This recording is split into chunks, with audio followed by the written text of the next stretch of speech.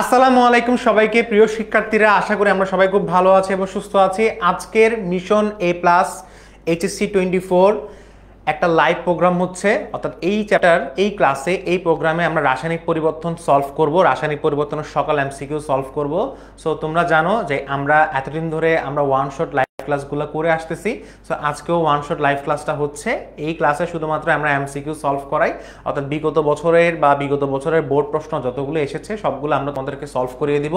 এবং most important কথা হচ্ছে, এই ক্লাসটা শেষ হওয়ার পরে তোমরা একটা লিঙ্ক পাবা, অর্থাৎ তোমরা ডিসক্রিপশনও পাবা এবং হচ্ছে যে আমাদের 10ms এর যেই মেইন পেজ আছে সেই মেইন পেজে কিন্তু একটা লিঙ্ক পাবা, অর্থাৎ লিঙ্কটা হচ্ছে এক্সামের লিঙ্ক।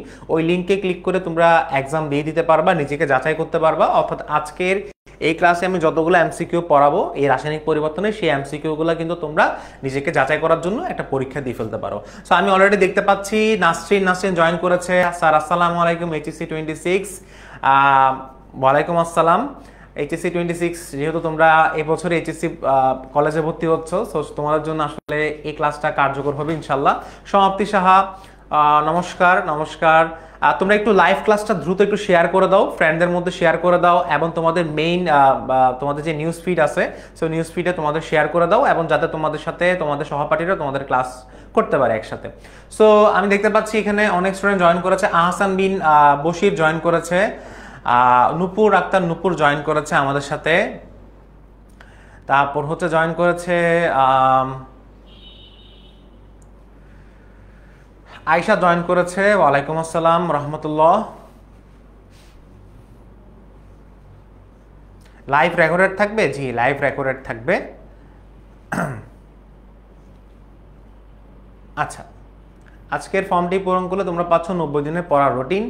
আসসালামু আলাইকুম ভাইয়া। তোমরা একটু ফ্রেন্ডদেরকে একটু মেনশন দিয়ে দাও এবং লাইভটা প্রত্যেকটা স্টুডেন্টই লাইভটা শেয়ার করে দাও। আজকে আমরা রাসায়নিক পরিবর্তনের এমসিকিউ সলভ করব। যতগুলো এমসিকিউ আমাদের সলভ করা লাগবে আমরা সবগুলো এমসিকিউ সলভ করব। অর্থাৎ এইচএসসি 24 ব্যাচেরই ক্লাস এটা, বাট চাইলে এইচএসসি 25-26 এর স্টুডেন্টরা ক্লাসগুলো করতে পারো, কারণ সামনে তোমাদের কিন্তু এই চ্যাপ্টারগুলো পড়ানো হবে। সো ঠিক আছে, আমরা তাহলে ক্লাসটা শুরু করতে পারি। আমাদের সাথে শীতম বায়েজিদ জয়েন করেছে, এমডি রিয়াজুল ইসলাম জয়েন করেছে, ফারহান আক্তার ইলা জয়েন করেছে।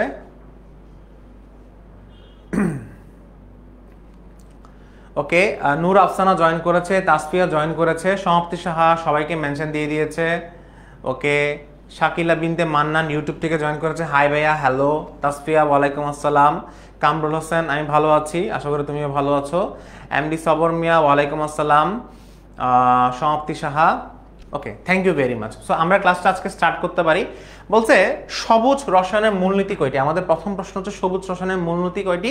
সবুজ রসায়নের মূলনীতি হচ্ছে 12টি। একটু পড়ে ফেলবা, এটা হচ্ছে যে তোমার একটা থিওরি জ্ঞানমূলক প্রশ্ন। সো এই জ্ঞানমূলক প্রশ্নটা তোমরা একটু পড়ে ফেলবা, উত্তর হচ্ছে 12টি। সবুজ রসায়নের মূলনীতি কয়টি? সবুজ রসায়নের মূলনীতি হচ্ছে 12টি। আচ্ছা, গ্রিন দ্রাবক কোনটি? গ্রিন দ্রাবক হচ্ছে 72.8 ডিগ্রি সেলসিয়াস তাপমাত্রায় কার্বন ডাইঅক্সাইড। এটাও ফুল মুখস্থ করার জিনিস। 72.8 ডিগ্রি সেলসিয়াস কার্বন ডাইঅক্সাইডকে আমরা কি বলি?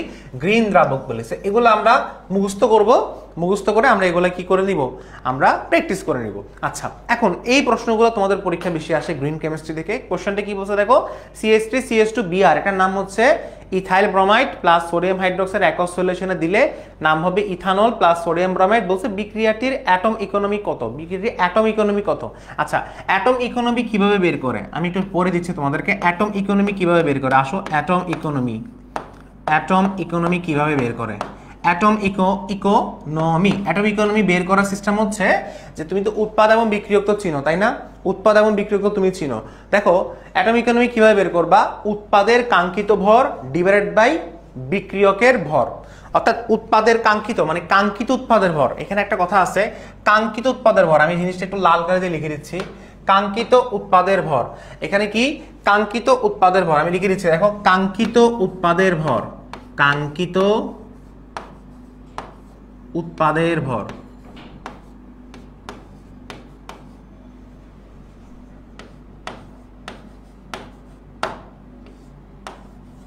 কাঙ্ক্ষিত উৎপাদের ভর লিখছি আমরা এখানে, কি লিখছি? কাঙ্ক্ষিত উৎপাদের ভরটা লেখা হয়েছে, দেখো তো, এই দেখো কাঙ্ক্ষিত উৎপাদের ভরটা আমরা লিখছি কাঙ্ক্ষিত উৎপাদের ভর ডিভাইডেড বাই, কাঙ্ক্ষিত উৎপাদের ভর ডিভাইডেড বাই বিক্রিয়কের ভর, অথবা এটা লিখতে পারি সকল বিক্রিয়কের ভর। সকল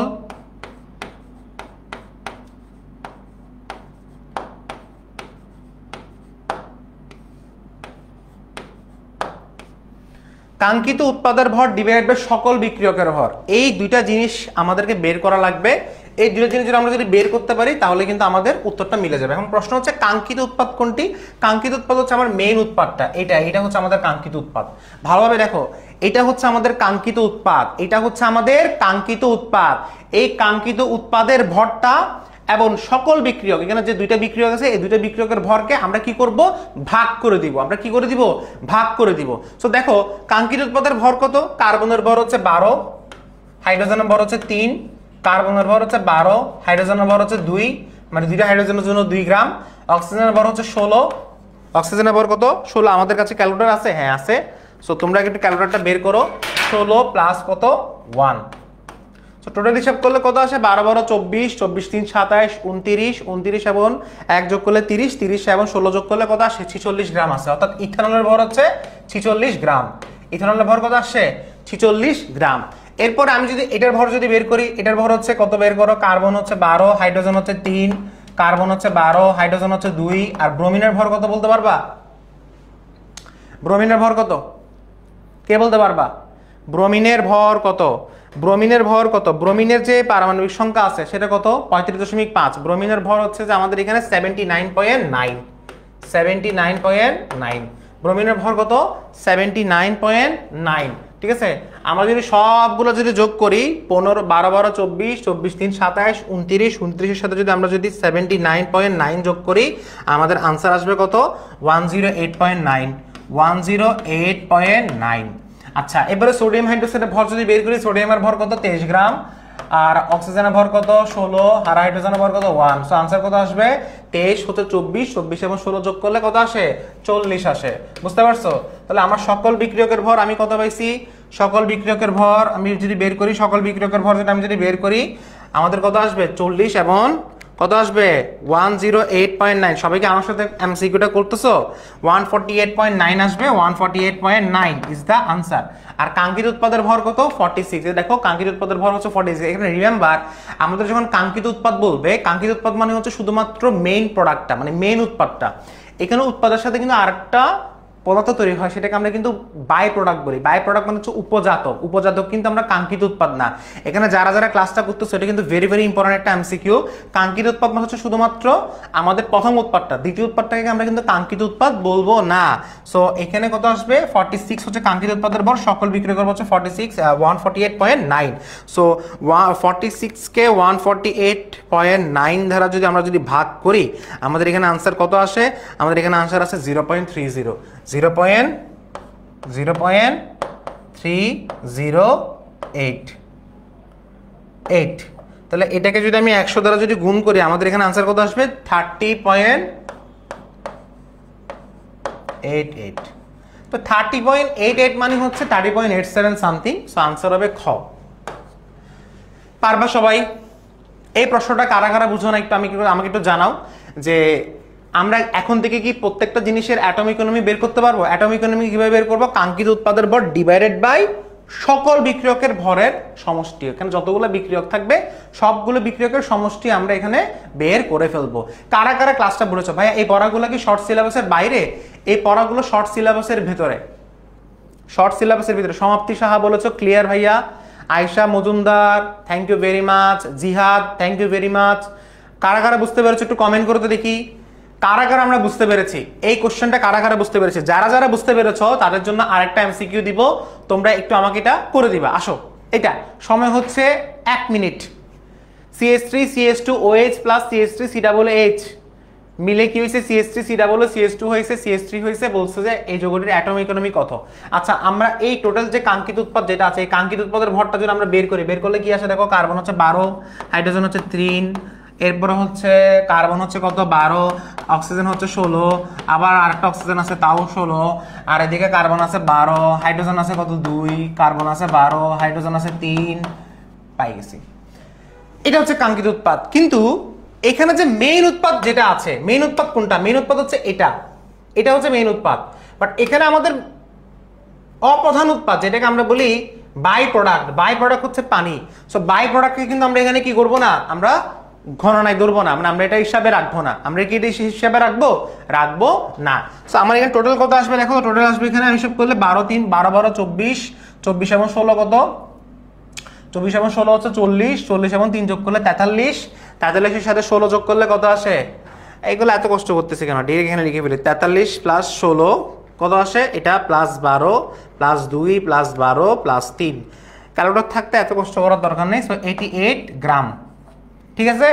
ওকে, এরপর আসি কাঙ্ক্ষিত উৎপাদের ভর বের করে ফেলছি, এখন আমরা এটার ভর বের করতে হবে, টোটাল এটার ভর বের করতে হবে। সো আসলে এটার ভর বের করি, আমরা একদম হিসাব করে ফেলি। কার্বন হচ্ছে 12, হাইড্রোজেন হচ্ছে 3, কার্বন হচ্ছে 12, হাইড্রোজেন হচ্ছে 2, এরপর অক্সিজেন হচ্ছে 16, হাইড্রোজেন হচ্ছে 1, কার্বন হচ্ছে 12, হাইড্রোজেন হচ্ছে 3, কার্বন হচ্ছে 12, অক্সিজেন হচ্ছে 16, হাইড্রোজেন হচ্ছে 1। আনসার কত আসছে 106। তাহলে আমরা কি করব, অ্যাটম ইকোনমি বের করার সময় 88 কে 106 দ্বারা ভাগ করে দিব, 88 কে 106 দ্বারা ভাগ করে দিব। সো অ্যাটম ইকোনমি যখন আমরা লিখব 88 কে 106 দ্বারা ভাগ করব, সো 88 কে 106 দ্বারা ভাগ করলে আমাদের আনসার কত আসবে, আমাদের আনসার আসবে 0.83, 0. কত আসবে 83। এবং এটাকে যদি আমি পার্সেন্টেজ যদি নিয়ে যেতে চাই, সো 100% নিয়ে যেতে গেলে সো আনসার কত আসবে 83%। কাদেরটা হয়েছে একটু দেখি বলো, 83 কার কার এসেছে কমেন্টে জানাও, 83 কার কার এসেছে এভরিওয়ান, কাদের উত্তরটা এখানে মিলেছে, 83 ইজ দ্য কারেক্ট আনসার। অর্থাৎ এইভাবে প্রত্যেকটা যোগের আমরা অ্যাটম ইকোনমি বের করে ফেলবো।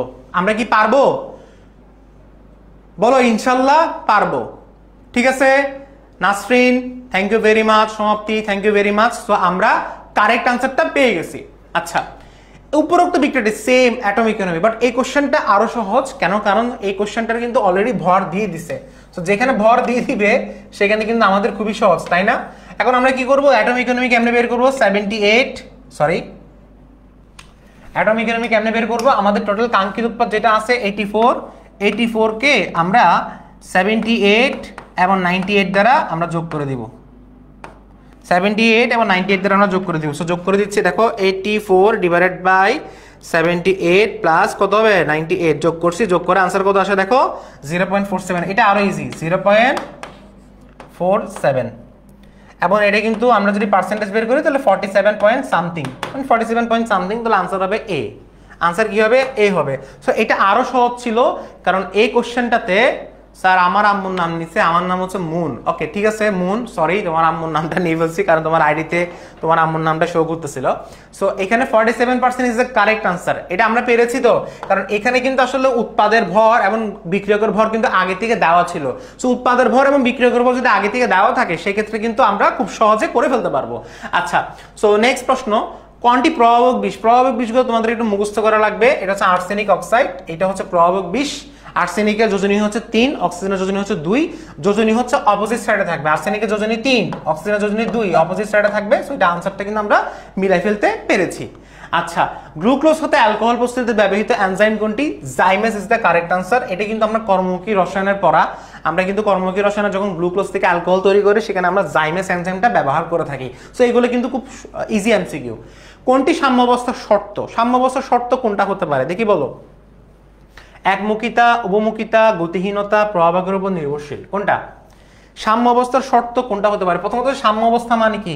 সাম্য অবস্থা মানে হচ্ছে যখন একমুখী বিক্রিয়ার গতিবেগ, সরি ভুল বলছি, সম্মুখী বিক্রিয়ার গতিবেগ এবং পশ্চাৎমুখী বিক্রিয়ার গতিবেগ যখন সমান থাকে তখন সেটাকে সাম্য অবস্থা বলে। অর্থাৎ সামনের দিকের যে ব্যাগটা থাকবে, ধরো আমরা যদি বলি যে এ প্লাস বি মিলে হয়েছে কি সি প্লাস ডি হয়েছে, হ্যাঁ, সো সি প্লাস ডি। এখন ওরা বলতেছে যে তুমি যদি সামনের দিকের যে গতিবেগটা আছে অর্থাৎ এ প্লাস বি সি প্লাস ডিতে যে পরিণত হচ্ছে, সেই পরিণত হওয়ার যে ব্যাগটা আছে সেই ব্যাগ যদি সি প্লাস ডি থেকে আবার এ প্লাস বি হওয়ার যে ব্যাগটা আছে সেই ব্যাগটা যদি সমান থাকে, অর্থাৎ সম্মুখী বিক্রিয়ার গতিবেগ এবং পশ্চাৎমুখী বিক্রিয়ার গতিবেগটা যদি সমান থাকে তখন সেটাকে আমরা সাম্য অবস্থা বলি। তো সাম্য অবস্থার শর্ত হচ্ছে অবশ্যই এখানে উভয়মুখিতা হবে, তাই না? উভয়মুখিতা হবে, কারণ সাম্য অবস্থা মানে হচ্ছে উভয়মুখী, সামনের দিকেও যাবে পেছনের দিকে আসবে এবং সামনের দিকের ব্যাগ এবং পেছনের দিকের ব্যাগ সমান থাকতে হবে। এটাকে বলা হচ্ছে উভয়মুখিতা বা সাম্য অবস্থা। এটাই হচ্ছে এখানে আমাদের মেইন আনসার। এরপরে কোন বিক্রিয়ার ক্ষেত্রে তাপ শোষিত হয়, কোন বিক্রিয়ার ক্ষেত্রে তাপ শোষিত হয়, এটা তোমাদেরকে আমি একটা জিনিস ইন্টারেস্টিং জিনিস পড়াই। তুমি দেখবা আমাদের যতগুলো দহন বিক্রিয়া আছে, তোমরা কি দহন বিক্রিয়া চিনো? দহন বিক্রিয়া মানে দহন রিঅ্যাকশনে কিন্তু তাপ উৎপন্ন হয়। দহন রিঅ্যাকশনে কি হয়? তাপ উৎপন্ন হয়।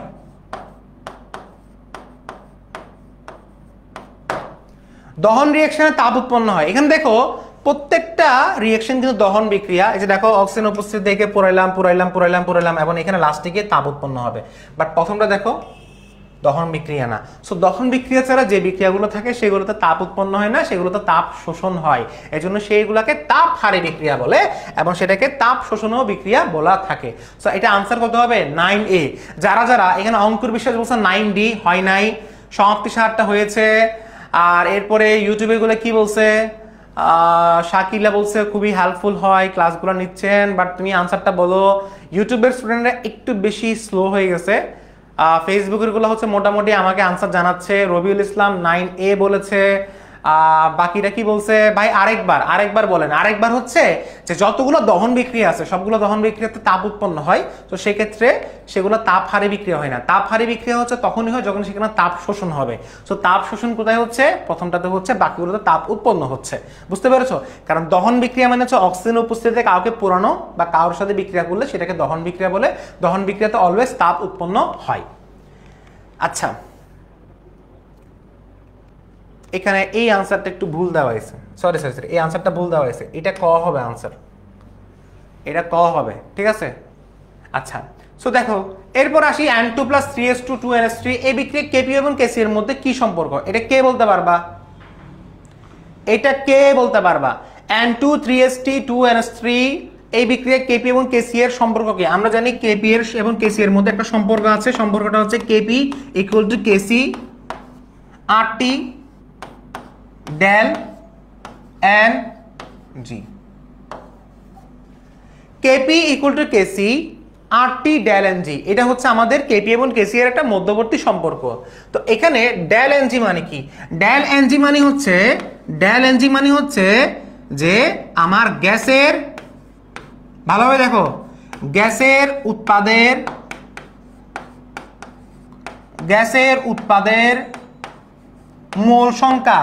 আমি মোলটাকে n দ্বারা প্রকাশ করি। গ্যাসের উৎপাদের n মানে হচ্ছে মোল মাইনাস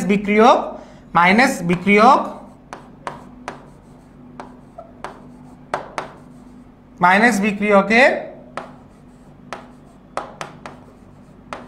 মোল, অর্থাৎ n মানে হচ্ছে এটা মোল।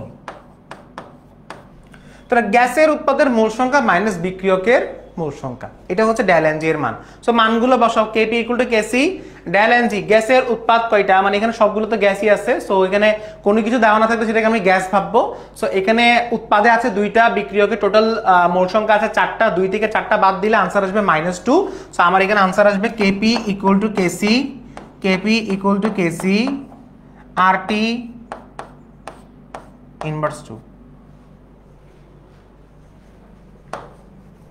Kp = Kc RT inverse 2। Kp = Kc RT কি হবে? ইনভার্স 2 হবে। দেখতে পারছো? আচ্ছা, এরপর আসি A2 + 3B2 মিলে 2AB3 হয়েছে। বিক্রিয়াটার জন্য Kp এবং Kc এর মধ্যে সম্পর্ক কি কি? সম্পর্কটা জানা লাগবে। সো এটা কি পারবো? সেম প্রশ্নটা আবার Kp = Kc RT ইনভার্স 2 হবে। অর্থাৎ আগেরটার প্রশ্ন আর এই প্রশ্ন হচ্ছে হুবহুব সেম। সো এটা আনসার সেম থাকবে। আচ্ছা, কোন বিক্রিয়ার জন্য Kp = Kc হবে? আচ্ছা, Kp = Kc কখন হবে? কখন Kp = Kc হবে? আমি দেখতে পাচ্ছি যে Kp = Kc আমাদের যে মেইন ফর্মুলাটা আছে সেটা হচ্ছে Kp = Kc RT del Ng, যেখানে Kp আমার মান দেওয়া থাকবে না এবং Kc এর মান দেওয়া থাকবে না, কিন্তু একটা জিনিসের মান দেওয়া থাকবে, সেটা হচ্ছে del Ng। del Ng এর মান দেওয়া আছে। আচ্ছা, কিভাবে দেখো তো? প্রত্যেকটাতে দেখো del Ng বের করো। যেমন এখানে del Ng কত? 2 - 2 0। এখানে কত? 2 - 4 -2। এখানে 1 - 3 -2। এখানে 3 - 2, আনসার হবে 2। তো del Ng এর মান এখানে 0 হওয়া লাগবে। যেখানে del Ng এর মান 0 হবে, মনে রাখবা del Ng এর মান যখনই 0 হবে তখনই Kp = Kc হবে। del Ng এর মান যখনই 0 হবে তখন Kp = Kc হবে। সো del Ng এর মান 0 কোথায় আছে? শূন্য কোথায় আছে? del Ng কেমনে বের করব? উৎপাদের টোটাল মোল সংখ্যা মাইনাস বিক্রিয়কের টোটাল মোল সংখ্যা। সো 2 - 2 आंसर হবে 0। সো 8টি 0 হবে। আর 8টি 0 মানে হচ্ছে সেটা 1। সো Kp = Kc * 1, যেটাকে আমরা বলি Kp = Kc। সো आंसर হবে ক। আমরা এটা কারা কারা বুঝতে পেরেছি? কারা কারা আমরা এটা বুঝতে পেরেছি? Everyone thank you very much. Okay, next প্রশ্নে চলে যাচ্ছি। 2ab এটা হচ্ছে a2 + b2, del h এর মান হচ্ছে পজিটিভ। del h এর মান যখন পজিটিভ থাকে তখন সেটা কি বিক্রিয়া জানো? তখন সেটা তাপহারী বিক্রিয়া। del h এর মান পজিটিভ মানে হচ্ছে সেটা তাপহারী বিক্রিয়া। del h এর মান পজিটিভ মানে হচ্ছে সেটা তাপহারী বিক্রিয়া। del h এর মান পজিটিভ মানে হচ্ছে সেটা তাপহারী বিক্রিয়া। সো এখানে টোটাল হচ্ছে দুইটা উৎপাদের মোল সংখ্যা, আর এখানে বিক্রিয়কের মোল সংখ্যা হচ্ছে 2 2 - 2 মানে হচ্ছে 0। তো সেই ক্ষেত্রে आंसर হবে Kp = Kc। কারণ যেখানে del Ng এর মান শূন্য থাকবে, del Ng এর মান যেখানে শূন্য থাকবে সেখানে आंसर হবে Kp = Kc। del Ng এর মান শূন্য থাকা মানে সেটা आंसर হবে Kp = Kc। ভাইয়া আমি বুঝতে পেরেছি, thank you very much. Okay, next প্রশ্ন। x2 + y2 মিলে 2xy হয়েছে, বিক্রিয়কের ক্ষেত্রে কোনটি প্রযোজ্য হবে? কারা কারা বলতে পারবো? কারা কারা বলতে পারবো? এটা এই কোশ্চেনটা কারা কারা বলতে পারবো? সেম না?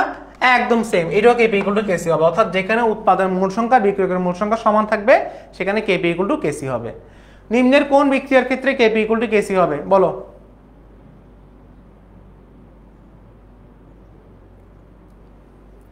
নিম্নের কোন বিক্রিয়ার ক্ষেত্রে Kp = Kc হবে? নিম্নের কোন বিক্রিয়ার ক্ষেত্রে Kp = Kc হবে আমাদেরকে একটু জানাই, একটু জানাও দেখি। নিম্নের কোন বিক্রিয়ার ক্ষেত্রে Kp = Kc হবে বলো, কোনটা হতে পারে? ওকে, সো 15 নম্বরের आंसर এখনো পাচ্ছি না, সবাই 14 নম্বরের आंसरটা দিচ্ছ। 15 নম্বরের आंसर কি হবে? ওকে, সবাই হচ্ছে এর আগের 14 आंसर দিচ্ছে। হ্যাঁ, একজন পেয়েছি মাকসুদুর রহমান 15B, নাসরিন 15B, নাসরিন মানে এটা মুন মেবি, সমাপ্তি সাহা 15B, রবিউল 15B, বাকিরা কি বলতেছো? সমাপ্তি 15B, ইউটিউব থেকে দেখতে পাচ্ছে সাব বলতেছে 15B। Okay, Sidratul Muntaha 15B, Lipi 15B, thank you very much, thank you very much. So এটা 15B, কারণ 2 3 2 3, সো দুই দিকে মোল সংখ্যা সমান থাকলে आंसर হবে 15B। ক্লিয়ার?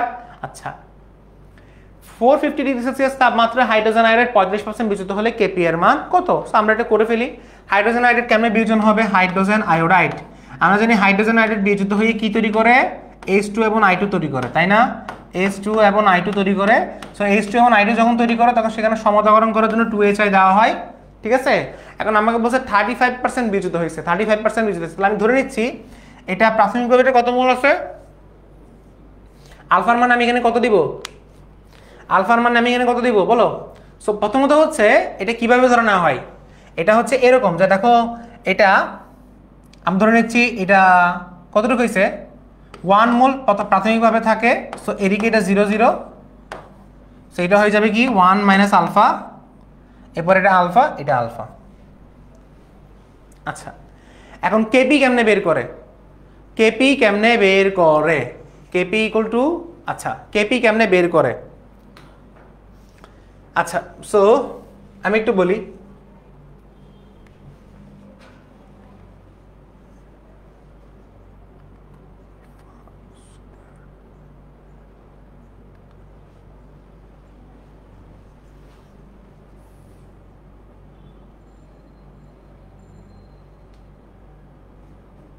আচ্ছা, এখানে আমাদের একটা ছোট্ট একটা মিস্টেক হয়েছিল, আমি একটু ঠিক করে দিচ্ছি। সো দেখো, হ্যাঁ এই কোশ্চেনটাতে, হ্যাঁ এই কোশ্চেনটাতে একটা বিষয় আছে, একটু বলে দিচ্ছি। এই কোশ্চেনটাতে কি বলছে?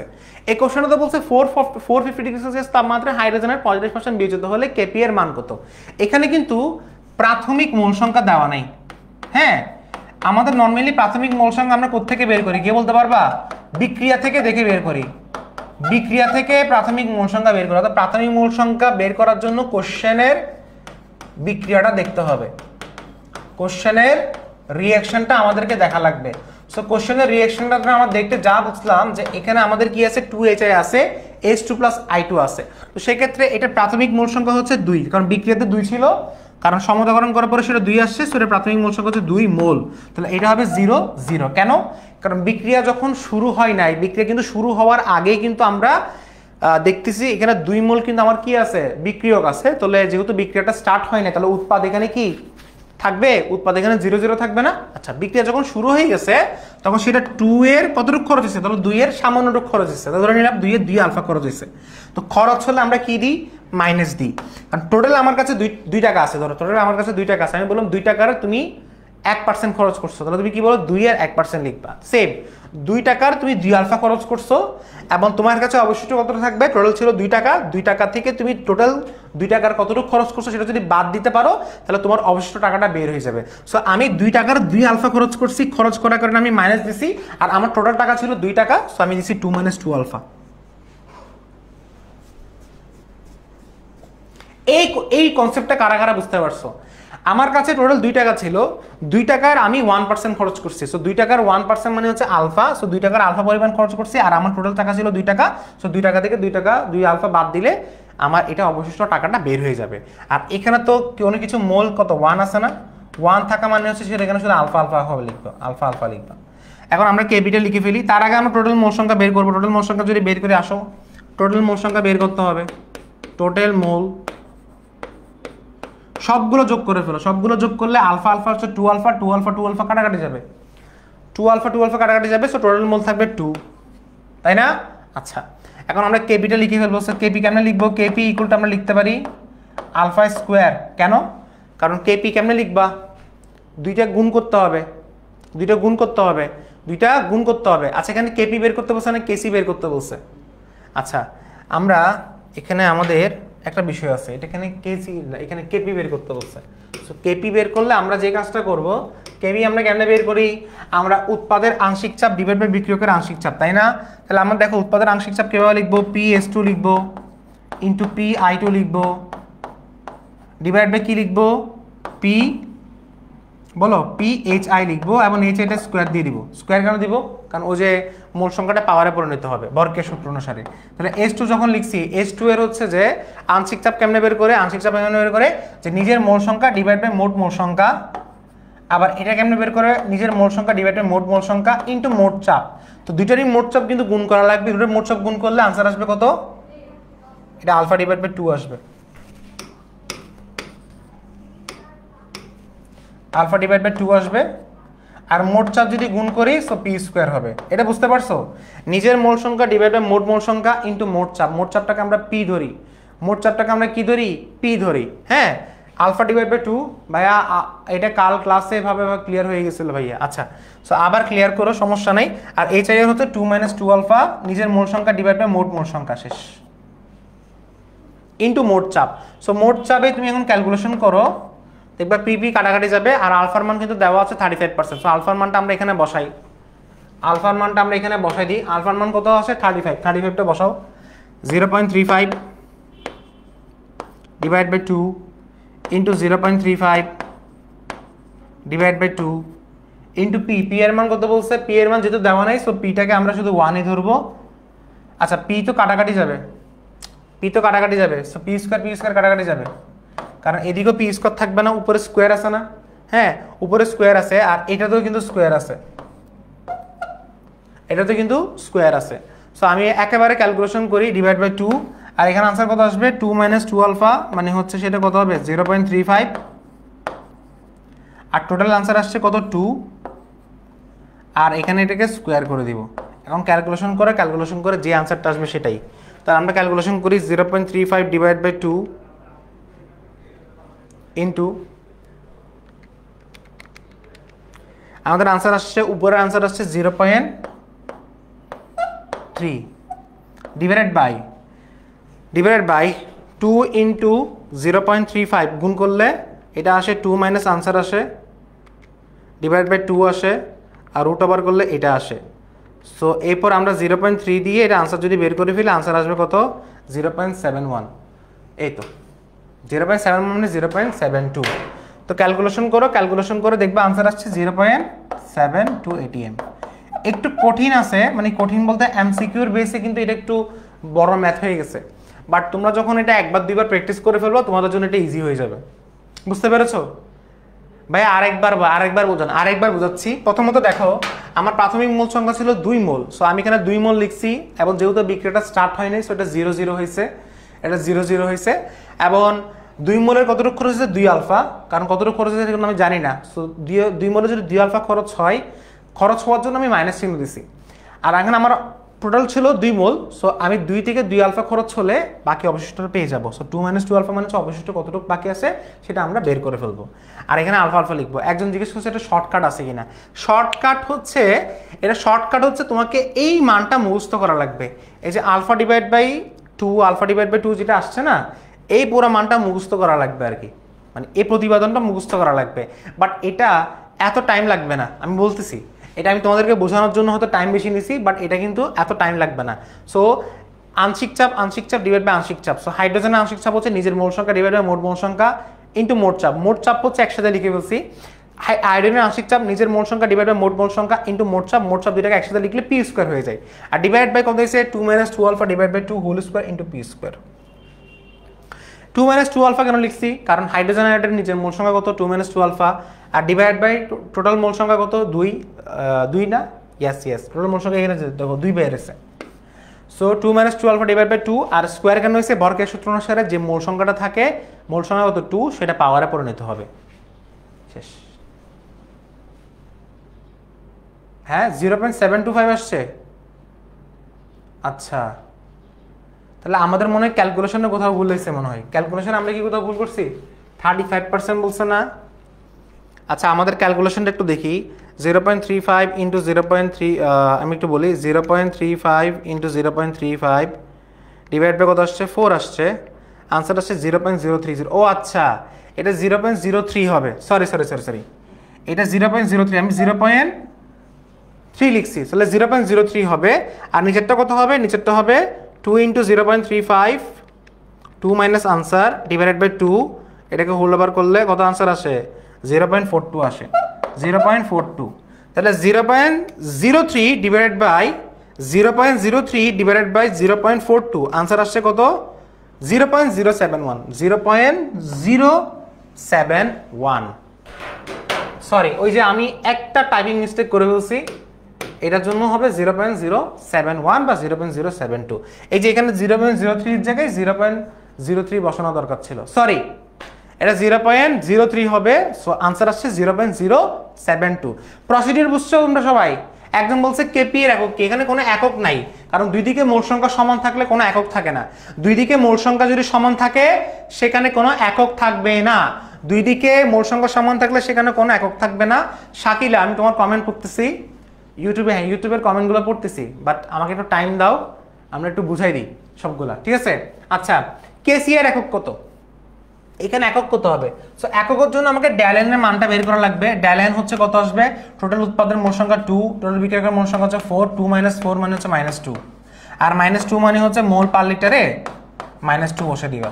শেষ। এটা কারা কারা বুঝছো? আবার বুঝাচ্ছি এটা কিভাবে আসছে। যে কোনো কিছুর একক বের করতে গেলে আগে ফার্স্টে ড্যালেনের মানটা লিখবা। ড্যালেনের মান কত আসছে? -2, মোল পার লিটার উপরে -2, তাহলে আনসার কত আসছে? মোল পার লিটার -2, মোল পার লিটার -2, এটা কেমনে বের করব? মোল পার লিটার -2 কেমনে বের করবো? আসো বের করি। অর্থাৎ মোল পার লিটার -2, অর্থাৎ mole inverse two litre square. Mole inverse two litre square, এটা কোনটা হবে আনসার? দেখি বলো।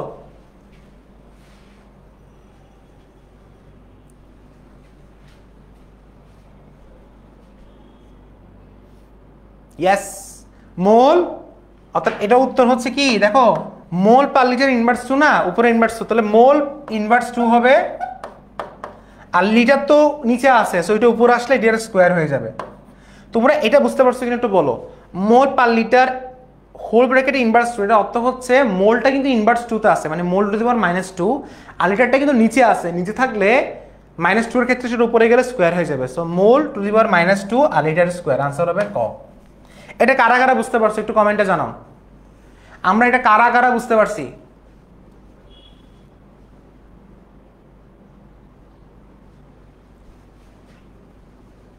ক্লিয়ার? অর্থাৎ এইভাবে প্রথমে যে কোনো কিছু ধরো একক বের করতে বলছে না, ড্যালেনের মানটা লিখবা, মোল পার লিটারে বসাই দিবা, যা পাইছো তাই বসাই দিবা। আচ্ছা, কোন বিক্রিয়াটিতে কেপি এর একক এটিএম স্কয়ার, কেপি এর একক এটিএম স্কয়ার, এটিএম স্কয়ার বের করার জন্য ডেলেন এর মান 2 হওয়া লাগবে। ডেলেন এর মান যেখানে +2 থাকবে সেটাই হচ্ছে এটা आंसर হবে। ডেলেন এর মান +2 বের করো। প্রথমটাতে দেখো উৎপাদে হচ্ছে 1, বিক্রিয়কে 2, 1 - 2 মানে হচ্ছে -1, সো এটা হবে না। দুই নম্বরে দেখি ওইখানে হচ্ছে 4 উৎপাদে আর এখানে 2, 4 - 2 মানে 2, তাহলে এটাই आंसर।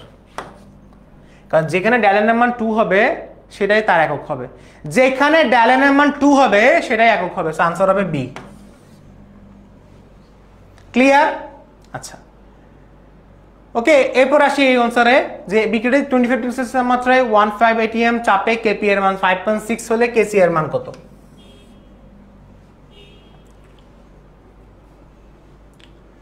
এটা তাহলে আমরা ইজিলি পারবো। কেমনে পারবো দেখো তো, KP equal to KC RT del N G. KP এর মান কত বলছে? 150 হিসাবে কেপি এর মান 5.6, কেসি এর মান বলছে কত?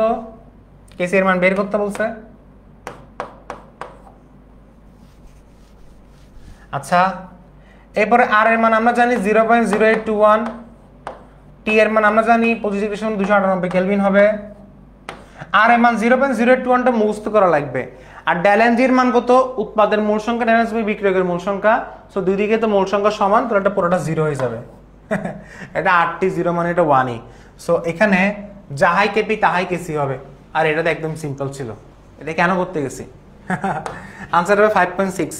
আসলে এটা তোমাদেরকে বোঝাচ্ছিলাম যে যদি ধরো যদি কেপি এবং কেসি যদি সমান না থাকে তাহলে সেই ক্ষেত্রে আমাদের এটা করা লাগতো, বাট যেহেতু সমান আছে তাহলে যাহাই কেপি তাহাই কেসি হবে। আচ্ছা 5.6 কোন তাপমাত্রায় পানির আয়নিক গুণফলের মান সর্বাধিক? পানির আয়নিক গুণফলের মান সর্বোচ্চ থাকে কোথায়? 100 ডিগ্রি সেলসিয়াস। এটা তোমাদেরকে একটা চার্ট আছে, চার্টটা একটু মুখস্থ করা লাগবে। 0 ডিগ্রি সেলসিয়াস তাপমাত্রায় সবচেয়ে কম, 10 এ একটু বেশি, 25 এ আরেকটু বেশি, 30 তে আরেকটু বেশি, 40 তে আরেকটু বেশি, আর 100 এ একদম বেশি। তো সবচেয়ে বেশি হচ্ছে 100 এ আর সবচেয়ে কম হচ্ছে 0 তে। সবচেয়ে কম আর সবচেয়ে বেশিটা মুখস্থ করতে হবে, সবচেয়ে কম আর সবচেয়ে বেশিটা মুখস্থ করা লাগবে, আর মাঝখানে 25টা মুখস্থ করা লাগবে, কারণ 25 হচ্ছে কক্ষ তাপমাত্রা। বুঝতে পেরেছো সবাই? এখানে সবচেয়ে বেশি ইম্পর্টেন্ট হচ্ছে 25 ডিগ্রি সেলসিয়াস তাপমাত্রায় পানির আয়নিক গুণফলের মান কত? 25 ডিগ্রি সেলসিয়াস তাপমাত্রায় পানির আয়নিক গুণফলের মান হচ্ছে 1×10⁻⁻14। বুঝতে পেরেছো? আচ্ছা পানির আয়নিক গুণফলের মান কত এটা কে বলতে পারবা? পানির আয়নিক গুণফলের মান কত? অ্যান্ড্রোখল বুঝি নাই, কোনটা বুঝো নাই বলো? কত নাম্বার বুঝো নাই? কত নাম্বার বুঝো নাই দেখি বলো। পানির আয়নিক গুণফলের মান কত? পানির আয়নিক গুণফলের মান হচ্ছে 1×10⁻14। এটা হচ্ছে পানির আয়নিক গুণফলের মান। একটু আগে আমরা তোমাদেরকে বলছিলাম যে 25 ডিগ্রি সেলসিয়াস তাপমাত্রায় পানির আয়নিক গুণফল। অনেকে বলতে পারো স্যার পানির আয়নিক গুণফলের যে মানটা বলা হচ্ছে সেটা কোন তাপমাত্রায়? সেটা হচ্ছে কক্ষ তাপমাত্রায়। কোনো তাপমাত্রা দেওয়া না থাকলে সেটা আমরা কক্ষ তাপমাত্রা বিবেচনা করে থাকবো। বুঝতে পেরেছো? আচ্ছা 25 ডিগ্রি সেলসিয়াস তাপমাত্রায় পানির আয়নিক গুণফল কত? Same 10⁻14 is the correct answer, একদম সেম। বুঝতে পেরেছো? এটা কিন্তু ভেরি ভেরি ইম্পর্টেন্ট একটা এমসিকিউ, এটা অনেকবার আসছে, ভেরি ভেরি ইম্পর্টেন্ট এমসিকিউ, অনেকবার কিন্তু এটা আসছে। আচ্ছা 25 ডিগ্রি সেলসিয়াস তাপমাত্রায় পানির পিকেডব্লিউ এর মান কত? পিকেডব্লিউ এর মান কত? পিকেডব্লিউ এর মান কেমনে বের করব? আমরা জানি নরমালি 25 ডিগ্রি মানে পানির আয়নিক গুণফলের মান হচ্ছে 10⁻14। হ্যাঁ এখন এটা যদি পিকে বের করতে চাই, পিকে মানে হচ্ছে মাইনাস লগ চলে আসে, সো এটা পিকে মানে হচ্ছে কিভাবে বের করব? পিকে মানে হচ্ছে মাইনাস লগ আসবে আর এটা মানটা দিয়ে দিবা 10⁻14। সো লগ কাটাকাটি, লগ 10 হচ্ছে 1 যাবে আর মাইনাস মাইনাসে কাটাকাটি গেলে আনসার হবে 14। দেখো মিলে গেছে। এটা কেমনে আসছে দেখো তো। নরমালি আমরা জানি কেডব্লিউ এর মান কত? 10⁻14। সো পিকেডব্লিউ মানে কি? মাইনাস লগ কেডব্লিউ মানে কি? কেডব্লিউ মানে হচ্ছে পানির আয়নিক গুণফল, কেডব্লিউ মানে হচ্ছে আয়নিক গুণফল, যেটা আনসার হচ্ছে 10⁻14। আর যখন দিবে পিকেডব্লিউ মানে হচ্ছে তার লগ ভিত্তিক গুণফল, অর্থাৎ আয়নিকের লগ ভিত্তিক মানটা। সো যেটা মাইনাস লগ দিব, মাইনাস লগ দেওয়ার পরে আমরা দিব 10⁻14। সো আমরা জানি লগ 10 হচ্ছে 1, সো আনসার হবে মাইনাসে মাইনাসে ক্লাসে প্লাস হবে আর আনসার হবে 14 ইজ দ্য কারেক্ট আনসার। 24 এ হবে না, 24 হবে ডি।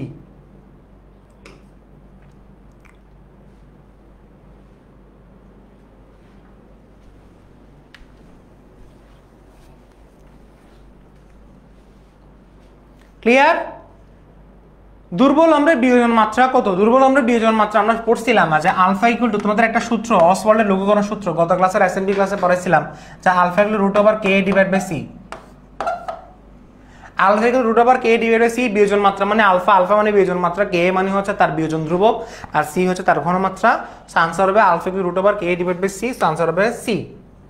এটা কারা কারা বুঝতে পারছো দেখি বলো? ক্লিয়ার? ক্লিয়ার তো? আচ্ছা, নেক্সট এমসিকিউ তোমরা করবা, বলো এটা কি হতে পারে? অম্ল বা ক্ষারকের বিয়োজন মাত্রার সাথে দ্রবণের ঘনমাত্রার সম্পর্ক কোনটি? উত্তর এ ব্যস্তানুপাতিক, অপশন বি বর্গের ব্যস্তানুপাতিক, অপশন সি সমানুপাতিক, অপশন ডি হচ্ছে বর্গমূলের ব্যস্তানুপাতিক। কোনটা আনসার হবে তাড়াতাড়ি বলো? কোনটা আনসার হবে তাড়াতাড়ি বলো? অম্ল বা ক্ষারের বিয়োজন মাত্রার সাথে দ্রবণের ঘনমাত্রার সম্পর্ক নিচের কোনটি? অসওয়াল্ডের লঘুকরণ সূত্র কি পড়ছিলা? অসওয়াল্ডের লঘুকরণ সূত্র একটু আগে যেটা লিখে দিয়েছিলাম, এটা alpha equal root over K divide by C, অর্থাৎ ঘনমাত্রার বর্গমূলের ব্যস্তানুপাতিক হচ্ছে ওই দ্রবণের বিয়োজন মাত্রা। সো ওই দ্রবণের বিয়োজন মাত্রা হবে ঘনমাত্রার বর্গমূলের ব্যস্তানুপাতিক। আনসার হবে ডি, ঘনমাত্রার বর্গমূলের ব্যস্তানুপাতিক। স্যার 24 নাম্বারটা একটু বুঝে যান। 24 নাম্বারটা হচ্ছে ভাইয়া, 24 নাম্বারটা হচ্ছে এই যে এটা 24 নাম্বারটা হচ্ছে কেডব্লিউ এর মান হচ্ছে 10 টু দি পাওয়ার -14। এটা আমাদের মুখস্থ, আমরা জানি যে আমাদের পানির আয়নিক গুণফলের মান হচ্ছে 10 টু দি পাওয়ার -14, এটা মুখস্থ করতে হবে। আর যেহেতু তোমাকে পিকে বলছে, পিকে মানে হচ্ছে লগ ভিত্তিক বের করো, সো লগটা অ্যাড করে দাও, লগটা অ্যাড করলে বাকিটা তো লগের খেলা। লগের খেলা এটা তুমি ক্যালকুলেটরে বসাও, বসালে দেখবা log 10 10 to the power -14, answer আসবে 14। না বুঝার কিছুই নেই, কেডব্লিউ এর মানটা মুখস্থ করা লাগবে, আর এটার সাথে লগ ভিত্তিক ক্যালকুলেশন করো, ক্যালকুলেটরে জাস্ট টিপ করে দাও, প্রেস করো, দেখবা আনসার 14 চলে আসছে। বুঝতে পেরেছো? আচ্ছা, 26 বর্গমূলে ব্যস্তানুপাতিক হবে না? দ্রবণের ঘনমাত্রার সাথে সম্পর্ক কোনটি? এই না, এটা মিস্টেক হয়েছে, বর্গমূলে ব্যস্তানুপাতিক হবে। যেটা দেখো ঘনমাত্রা বর্গমূলের ব্যস্তানুপাতিক, একে অসওয়াল্ডের লঘুকরণ সূত্র বলে। মৃদু তড়িৎ বিশ্লেষ্যের বিয়োজন মাত্রা ও ঘনমাত্রার মধ্যে সম্পর্ক কোনটি? সেম, বিয়োজন মাত্রা ঘনমাত্রার বর্গমূলের ব্যস্তানুপাতিক। বিয়োজন মাত্রা ঘনমাত্রা বর্গমূলের ব্যস্তানুপাতিক, দেখছো? পারফেক্ট, এটা পারবো। অসওয়াল্ডের লঘুকরণ সূত্র, এটা বললাম না বারবার পরীক্ষা আসে, আলফা ইকুয়াল রুট ওভার কি হবে? কে ডিভাইড বাই সি হবে। এই যে এটা ভেরি ভেরি ইম্পর্টেন্ট প্রশ্ন, দেখছো? এটা কতবার আসছে পরীক্ষায়? এটা অনেকবার আসছে, এটা অনেকবার আসছে যে অসওয়াল্ডের লঘুকরণ সূত্রটা কি? অসওয়াল্ডের লঘুকরণ সূত্র হচ্ছে alpha equal root over K divide by C, অর্থাৎ একটা দুর্বল তড়িৎ বিশ্লেষ্যের বিয়োজন মাত্রা হবে ওই দ্রবণের ঘনমাত্রার বর্গমূলের ব্যস্তানুপাতিক। ক্লিয়ার? আচ্ছা, নেক্সট প্রশ্ন। একটি 1 মোলার অ্যামোনিয়াম হাইড্রোক্সাইড দ্রবণের বিয়োজন মাত্রা যদি এত হয়, উক্ত দ্রবণটির কেবি এর মান কত? বিয়োজন মাত্রা দিয়ে দিছে, বলছে কেবি এর মান কত। তাহলে আমরা জানি আলফা ইকুয়াল টু কি? Root over K divide by C, অথবা কেবি, ক্ষারের ক্ষেত্রে কেবি হবে, অ্যাসিডের ক্ষেত্রে কে হবে, so Kb divide by C, so alpha square into C equal to Kb. কেবিটা বের করতে বলছে, আলফার মান কত? 1.34। 1.34 কে 100 দ্বারা ভাগ করা লাগবে,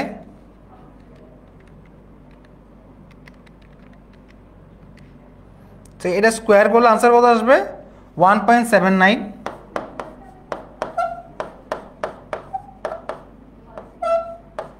সি এর মান কত? 1 মোলার ইকুয়াল টু কেবি। তাহলে 1.79 into 10 to the power -4 is the correct answer. এই কোশ্চেনটা কারা কারা বুঝতে পেরেছি একটু বলি? 29D কারা কারা বুঝতে পেরেছো? এই যে গত ক্লাসে অ্যাসেম্বলির ক্লাস যারা করছো তারা কিন্তু এগুলো সবগুলোই পারবা, যে alpha equal root over KB divide by C কেমনে আসলো। আমি কি পারবো? সবাই পারবো তো? কারা কারা বুঝো না একটু বলো, কমেন্টে জানাও, জানালে আমি এটা বুঝিয়ে দিব আবার। আচ্ছা, সো আমি ধরে নিচ্ছি সবাই বুঝতে পেরেছো। কোনটি শক্তিশালী অ্যাসিড? কারা শক্তিশালী অ্যাসিড হয়? যাদের জারণ সংখ্যা বেশি হবে। কাদের জারণ সংখ্যা? কেন্দ্রীয় মোলের জারণ সংখ্যা অথবা কেন্দ্রীয় পরমাণুর জারণ সংখ্যা যার বেশি হবে, কেন্দ্রীয় পরমাণুর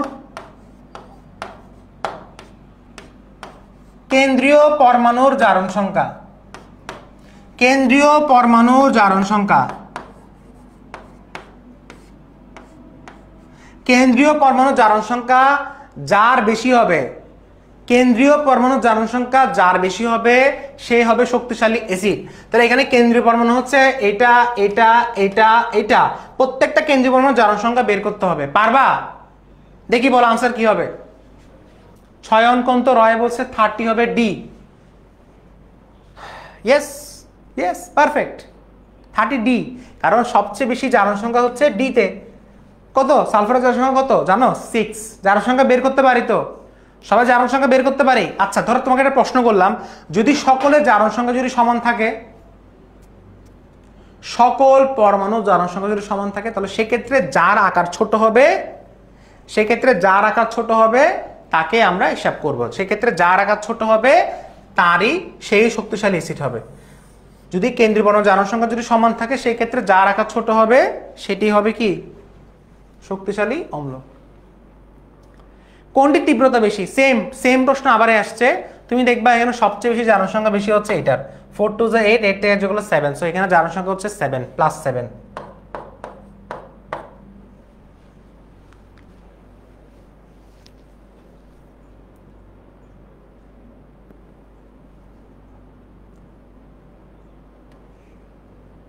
আমরা কি এটা বুঝতে পেরেছি? ওকে, নিম্নের অ্যাসিডগুলোর মধ্যে শক্তিশালী অ্যাসিড কোনটি? সেম প্রশ্ন আবার আসছে, পারবো। কোনটি তীব্রতা বেশি? সেম প্রশ্ন আবার আসছে, এগুলো পারবো, এগুলো সবাই মোটামুটি পারবো। আচ্ছা এই কোশ্চেনটা একটু সলভ করে দাও দেখি সবাই। সমান থাকলে যার আকার ছোট সেটি হবে। Yes, MD Habibullah Belali, thank you very much. Oxo অ্যাসিডগুলোর মধ্যে তীব্রতার ক্ষেত্রে কোন নির্দেশনাটা সঠিক দেখি বলো। এখানে কোন নির্দেশনাটা সঠিক হবে? কোন নির্দেশনাটা এখানে সঠিক হবে?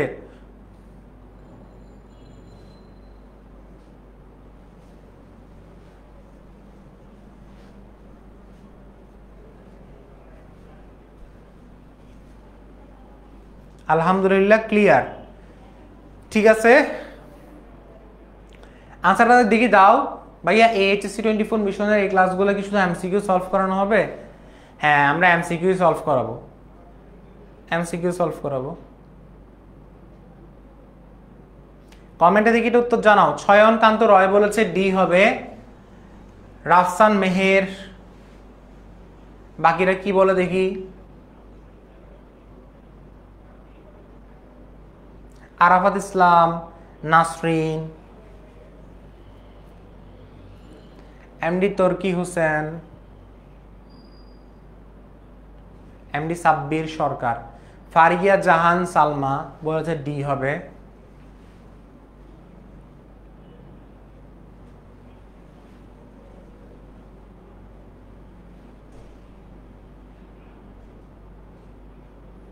তহিদুল ইসলাম সেলিম বলেছে বি হবে। তহিদুল ইসলাম সেলিম বি। আচ্ছা আমি দেখি আনসারটা কাদের মিলেছে।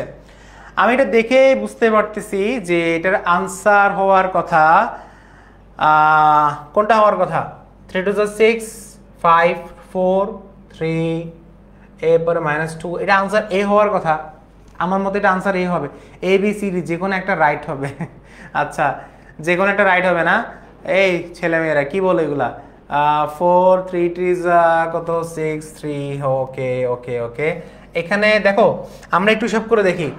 3 2 6 এবং এটা কত আসছে 5, এটা পরে যার সঙ্গে এখানে 5, এখানে কত আসে 4, এক থেকে গেলে কত আসে 3, এখানে আসে কত -2 থেকে 1 গেলে 1। তো আমার মনে হয় আনসার এ হওয়ার কথা, দেখেই বোঝা যাচ্ছে। বাকিগুলো তো করার দরকার নেই, কারণ সঠিক বলতে বোঝানো হচ্ছে যে ক্রমটা মানে বড় থেকে ছোট আসবে। কোথায় ক্রমটা সঠিক? বড় থেকে ছোট। বাকিগুলো দেখো তো, যেমন এখানে কত 3 2 6, এটা 5 আসছে।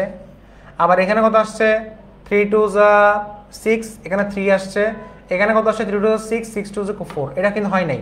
5 3 4, এটা কিন্তু সিরিয়াল ঠিক হয় নাই। সো এভাবে উত্তর করলে আনসার এ আসবে, বাকিগুলো দেখবা সিরিয়াল ঠিক হবে না। দেখছো আনসার এ হয়েছে। আচ্ছা অক্সিজেন কোন এটা পারবো, এগুলো সবগুলো আমরা পারবো। সবচেয়ে দুর্বল অ্যাসিড কোনটি? এটাও আমরা পারবো। শক্তিশালী অ্যাসিড কোনটি? যাদের জারণ সংখ্যা বেশি তারা শক্তিশালী অ্যাসিড হবে। কোন সবচেয়ে বেশি অম্লধর্মী? অম্লধর্মী হচ্ছে Cl2O7। মনে রাখবা যাদের দেখো যে সকল অক্সাইডের কেন্দ্রীয় পরমাণু জারণ সংখ্যা বেশি সেটি সবচেয়ে বেশি অম্লধর্মী হবে। দেখো এগুলো নিয়ে কতগুলো প্রশ্ন আসছে দেখছো? এগুলো নিয়ে অনেক প্রশ্ন আসছে, এগুলো নিয়ে অনেক প্রশ্ন আসছে। অর্থাৎ যে সকল যৌগের কেন্দ্রীয় পরমাণু জারণ সংখ্যা সবচেয়ে বেশি হবে তাদেরকে আমরা কি বলবো? সবচেয়ে বেশি অম্লধর্মী বলবো। কোন অ্যাসিডটি সবচেয়ে বেশি শক্তিশালী? যাদের আবারও সেম জারণ সংখ্যা বেশি হবে, জারণ সংখ্যা বেশি হচ্ছে এতে HClO4। কোনটি দুর্বলতম অ্যাসিড? দুর্বলতম অ্যাসিড কোনটা হবে? C. C is the correct answer, দুর্বলতম অ্যাসিড না। আচ্ছা সরি, এখানে দুর্বলতম অ্যাসিডে বলা হচ্ছে কাদের জারণ সংখ্যা সবচেয়ে কম। জারণ সংখ্যা সবচেয়ে কম বের করতে হবে। সো দেখো 4 2 8 এটা 7, 4 2 8 এটা 6, 4 2 8 এটা 7, আর এখানে সবচেয়ে কম। সো যাদের জারণ সংখ্যা বেশি সে হবে সবচেয়ে বেশি দুর্বল, আর যাদের জারণ সংখ্যা যাদের জারণ সংখ্যা সবচেয়ে কম সেটা হবে দুর্বল, আর যাদের জারণ সংখ্যা সবচেয়ে বেশি সেটা হবে তীব্র। বুঝতে পেরেছো? যাদের জারণ সংখ্যা সবচেয়ে বেশি সেটা হবে তীব্র, আর যাদের জারণ সংখ্যা সবচেয়ে কম সেটা হবে দুর্বল। একজন বলছে একটু স্লোলি বলেন, স্লোলি কথা বলেন। ওই যে বললাম না আজকে অনেকগুলো এমসিকিউ সলভ করানো লাগবে।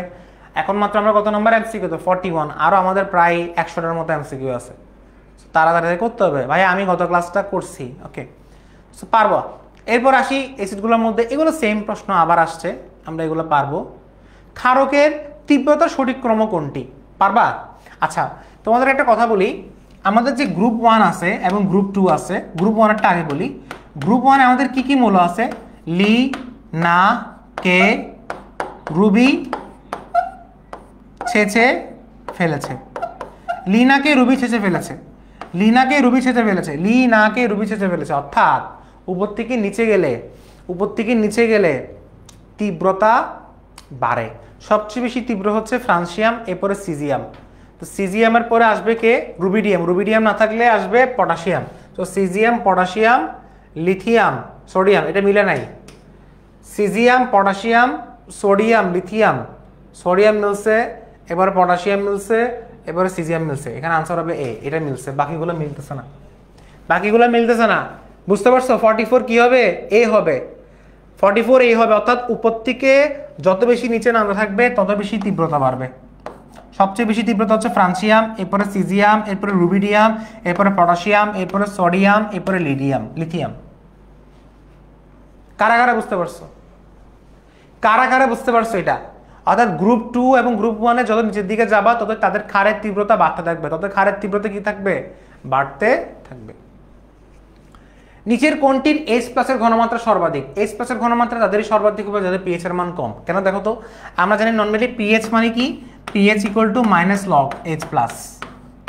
সো pH এর সাথে H+ এর কি সম্পর্ক জানো? ব্যস্ত আনুপাতিক সম্পর্ক। pH সমানুপাতিক 1/H+, অর্থাৎ pH এর সাথে H+ এর কি সম্পর্ক? ব্যস্ত আনুপাতিক সম্পর্ক। pH এর মান যত বাড়বে H+ এর মান তত কমবে, H+ এর মান যত বাড়বে pH এর মান তত কমবে। H+ এর মান সর্বাধিক বলছে, সবচেয়ে বেশি তখনই হবে যখন pH এর মান সবচেয়ে কম হবে। pH এর মান সবচেয়ে কম হচ্ছে এখানে, আনসার হবে সি।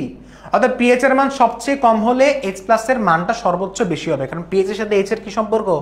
ব্যস্ত আনুপাতিক সম্পর্ক। বুঝতে পেরেছো সবাই? পারবা এটা? নেক্সট প্রশ্ন, কোন দ্রবণে pH এর মান 1.5 হলে ওই দ্রবণের H+ আয়নের ঘনমাত্রা কত? pH এর মান 1.5 হলে, সো এটা খুবই সিম্পল। pH = কত হবে? -log বসে দাও, -log H+। pH এর মান কত বলছে? 1.5 আর -log H+, অর্থাৎ H+ এর মানটা বের করা লাগবে। সেটা কেমনে বের করব? এটা একটা প্রসেস আছে, প্রসেসটা বলে দিচ্ছি। আমাদেরকে এখানে অ্যান্টিলগ ব্যবহার করতে হবে। সো অ্যান্টিলগ আমরা কেমনে ব্যবহার করব অনেকে জানো না, আমি দেখাই দিচ্ছি। অ্যান্টিলগ কেমনে বের করব? অ্যান্টিলগ বের করার জন্য ফার্স্টে শিফট চেপে ধরবো, এরপরে লগ দিব, এরপরে মাইনাস দিব, মাইনাস দিয়ে যে মানটা আছে সেই মানটা বসাই দিব, মাইনাস আনসার দিয়ে দিব। দেখো আমরা ফার্স্টে শিফট দিব, এই যে দেখো শিফট, এরপরে লগ, এরপরে মাইনাস আনসার কত? 1.5, আনসার আসবে দেখবো 0.031। 0.031 এটাকে ইন করলে কত আসে? 3.10^2। 3.10^2 মানে হচ্ছে ক। কারা বোঝো না দেখি বলো। অ্যান্টিলগ কেমনে দিতে হয়? অ্যান্টিলগ হচ্ছে শিফট চেপে ধরবো প্লাস লগ, এরপরে মাইনাস, অনেকে মাইনাস দেয় না, মাইনাস দেওয়া লাগবে। শিফট লগ মাইনাস, মাইনাসে আনসার কোনটা দিব? 1.5 দিব। 1.5 দিলে আনসার আসবে কত? 3.16 × 10⁻²। বুঝতে পেরেছো? আবার এমন কিছু স্টুডেন্ট আছে যে এটার আনসার হচ্ছে 0.03। আর অনেকে আছে 0.0316টাকে কিভাবে কনভার্ট করবে জানে না। এটা ইং চিপ দিবা, ইং ENG ক্যালকুলেটর একটা ইয়ে আছে, ENG একটা কি আছে বাটন আছে, ওই বাটনটা টিপ দিলে চলে আসবে। আচ্ছা, আমরা কি এটা বুঝতে পেরেছি? দেখতে দেখতে কিন্তু আমাদের 46 এমসিকিউটা ডান। আচ্ছা, এরপরে আসি সেমিমোলার সোডিয়াম হাইড্রোক্সাইড দ্রবণের পিএইচ কত। সেমিমোলার মানে হচ্ছে যাদের ঘনমাত্রা 0.5 মোলার। 1 মোলারের অর্ধেক হচ্ছে সেমিমোলার। 1 মোলার হচ্ছে 1 এর অর্ধেক হচ্ছে 0.5 মানে হাফ। এখন আমাকে বের করতে বলছে পিএইচ কত। সো পিএইচ বের করতে গেলে ফার্স্টে কি করতে হবে, pOH equal to minus log OH minus, OH এর মানটা এখানে বসানো লাগবে। So minus log 0.5। So minus log 0.5 মানে কত, আমরা ক্যালকুলেশন করে ফেলি। মাইনাস লগ 10 0.5, আনসার কত আসবে 0.3। পারবো তো? ঢাকা বোর্ডে আসছিল এটা, পারবো?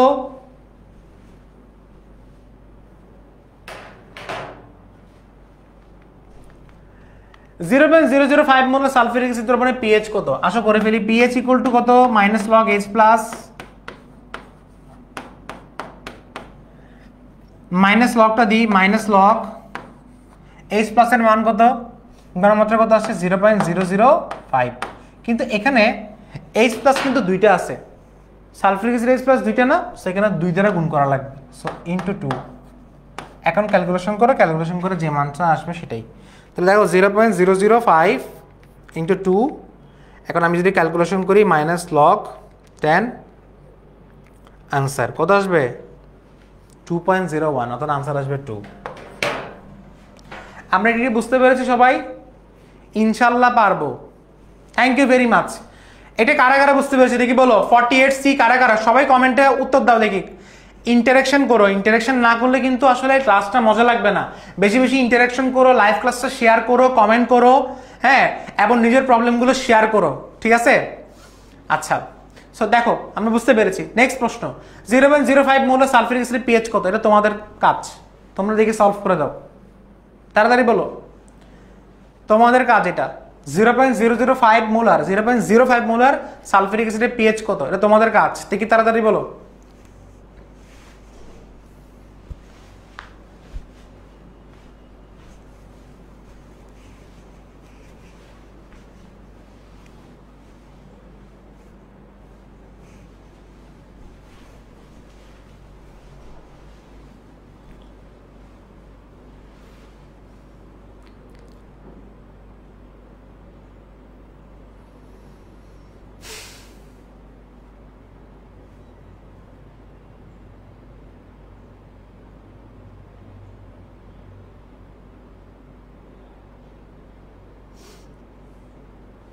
ওকে, সো এটা আমি করে দিচ্ছি না, এটা সবাই পারবা। 49 কিন্তু বি আসছে, তাই না? ঠিক আছে, সবাই পারবা তো? ওকে, এমন কি আছে যেটা আনসারটা মিলাতে পারো নাই? মিলাতে না পারলে কিন্তু বলবা। আচ্ছা, কোন দ্বিঅম্লীয় ক্ষারের মোলার ঘনমাত্রা 0.05 মোলার হলে পিএইচ কত? আচ্ছা, দ্বিক্ষারীয় অম্ল, দ্বিঅম্লীয় ক্ষার বলছে, সরি, দ্বিঅম্লীয় ক্ষার মানে হচ্ছে যে সকল অ্যাসিড দুইটা ক্ষারকে প্রশমিত করতে পারে। যেমন আমি তোমাকে একটা উদাহরণ দিই, H2SO4 দ্বিঅম্লীয় ক্ষার বলছে, সরি, দ্বিঅম্লীয় ক্ষার বলছে। দ্বিঅম্লীয় ক্ষার মানে হচ্ছে ক্যালসিয়াম হাইড্রোক্সাইড, অর্থাৎ যে সকল ক্ষার দুইটা অ্যাসিডকে প্রশমিত করতে পারে, অর্থাৎ একদম নর্মালি যদি বলি দ্বিঅম্লীয় ক্ষার মানে হচ্ছে যাদের OH দুইটা থাকবে। দ্বিঅম্লীয় ক্ষার কারা? যাদের OH দুইটা, এই যে OH দুইটা থাকলে তাকে আমরা দ্বিঅম্লীয় ক্ষার বলি। কেন দ্বিঅম্লীয় ক্ষার বলি? কারণ তারা দুইটা অ্যাসিডকে প্রশমিত করতে পারে। সো ক্যালসিয়াম ক্লোরাইড, বাকিটা হবে পানি। এখন দ্বিঅম্লীয় ক্ষারের ক্ষেত্রে OH কয়টা থাকবে? দুইটা। মোলার ঘনমাত্রা দেওয়া আছে, সো পিএইচ বের করতে বলছে। ক্ষারের ক্ষেত্রে ফার্স্ট আগে পিএইচ বের করা লাগবে, যেহেতু এখানে OH কয়টা আছে? দুইটা আছে, সো OH কে 2 দ্বারা গুণ করা লাগবে। সো মাইনাস লগ OH এর ঘনমাত্রা কত দেওয়া আছে? 0.05, সো 0.05 ইন্টু 2 গুণ করি, গুণ করলে কত আসে?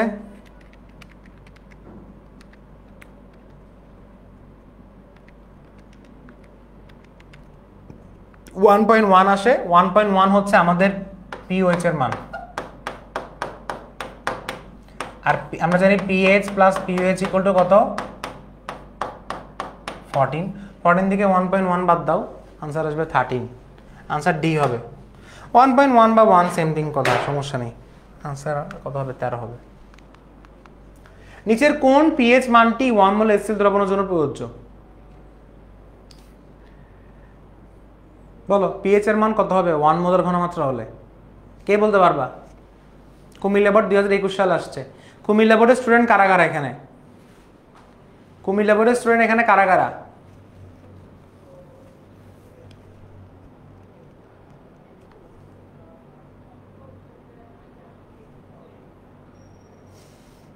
এমডি হাবিবুল্লাহ বেলালি বলেছো 50D হবে। সো পিএইচ এর মানটি 1 মোল HCl দ্রবণের জন্য জবাব হবে খুবই সিম্পল। আমরা যখন পিএইচ দিব ঘনমাত্রা যদি 1 মোলার থাকে সো পিএইচ ইকুয়াল টু কত? -log1, आंसर হবে 0।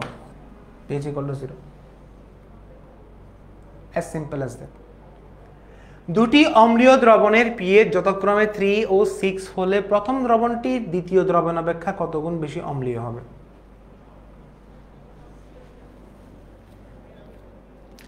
ভাইয়া 50 নাম্বারটা আরেকবার বোঝাই দেন। 50 নাম্বারটা আরেকবার বুঝিয়ে দিচ্ছি। আরে 50 নাম্বারটা তো খুবই সিম্পল। দ্বিঅম্লীয় ক্ষার মানে যাদের OH জুড়ে থাকবে, OH জুড়ে থাকলে 2 দিয়ে গুণ করো, এরপরে তুমি POH বের করো, বাকিটা পিএইচ বের হয়ে যাবে। এখান থেকে দেখে নিও।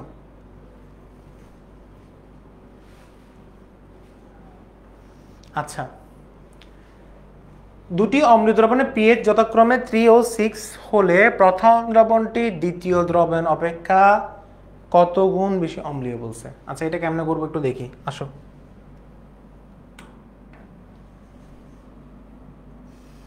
আমাদেরকে প্রথমত যে জিনিসটা বের করতে হবে, দুটি অম্লীয় দ্রবণের পিএইচ যথাক্রমে 3 ও 6 হলে প্রথম দ্রবণটি দ্বিতীয় দ্রবণ অপেক্ষা কত গুণ বেশি অম্লীয় হবে। তা দেখো, আমাদেরকে প্রথমে যে জিনিসটা বের করতে হবে যে পিএইচ এর মান বের করি আগে। এখন আমাকে পিএইচ এর মান 3 দিছে, তাহলে এখানে H প্লাস এর মান কত জানো? tan inverse 3। সেম ভাবে আরেকটা দিছে না, পিএইচ এর মান কত দিছে?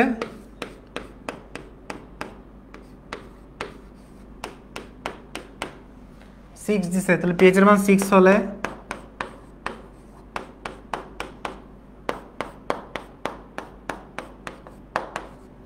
এখন ওরা বলছে যে প্রথম দ্রবণটি দ্বিতীয় দ্রবণের ক্ষেত্রে কত গুণ বেশি অম্লীয়। তাহলে আমরা ভাগ করে দিব।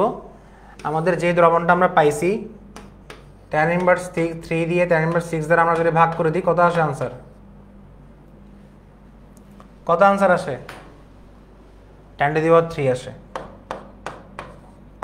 tan টু দি পাওয়ার 3 মানে হচ্ছে সেটা কত গুণ? 1000 গুণ। পারবা? কারা কারা বুঝতে পারছো দেখি বলো। এই ম্যাথটা কারা কারা বুঝতে পেরেছে দেখি বলো। ভাই আমার নামটা বললেন না, এমডি 26 সরকার। হ্যাঁ, কেমন আছো? ছয়নকান্ত রয়।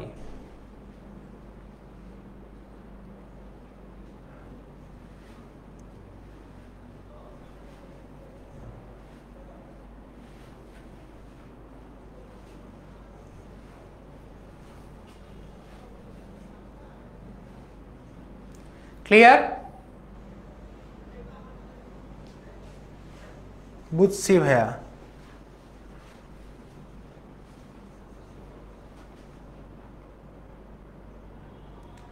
এই দ্রবণের মান পিএইচ 5 হলে বি দ্রবণের পিএইচ 8 হলে এই দ্রবণ বি দ্রবণের অপেক্ষা কত গুণ বেশি অম্লীয়? সেম প্রশ্ন আবার। 5 এবং 8 হলে সেটা 1000ই হবে। একদম সেম প্রশ্ন। আমরা পারবো না? ক্লিয়ার না? ইয়েস। আচ্ছা, এটা কে বলতে পারবা দেখি বলো। টাইম দিচ্ছি, 1 মিনিট টাইম। একটু প্র্যাকটিস করো তো। তার আগে আমি কিছুটা হেল্প করি। 2.5% মানে হচ্ছে তার ঘনমাত্রা কেমনে বের করে। পার্সেন্টেজ যখন দেওয়া থাকে তখন ঘনমাত্রা বের করার সিস্টেম হচ্ছে পার্সেন্ট ইকুয়াল টু, অথবা পার্সেন্ট না, এটা একটা সূত্র আছে আমি বলি, এভাবে বের করবো না। C equal to percent into 10 divide by m। C মানে হচ্ছে ঘনমাত্রা, m মানে হচ্ছে আণবিক ভর। অর্থাৎ কোনো একটা যোগের পার্সেন্টেজ দেওয়া থাকলে তার ঘনমাত্রা কেমনে বের করে? Percent into 10 divide by m। So percent হচ্ছে 2.5 ইন্টু 10, m হচ্ছে তার আণবিক ভর 98। হিসাব করে বের করো, যা আসবে তাই आंसर। আনসার না, মানে তার ঘনমাত্রাটা বের হবে। সো 2.5 ইন্টু 10 ডিভাইড বাই কত হবে, 98 হবে। সো এটা আনসার আসবে 0.255।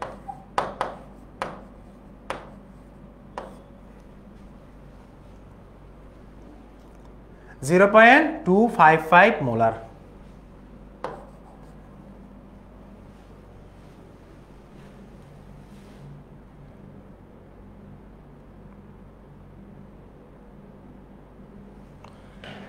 দেখি আনসারটা বলো দেখি, এখন এখন সবাই বলতে পারবা?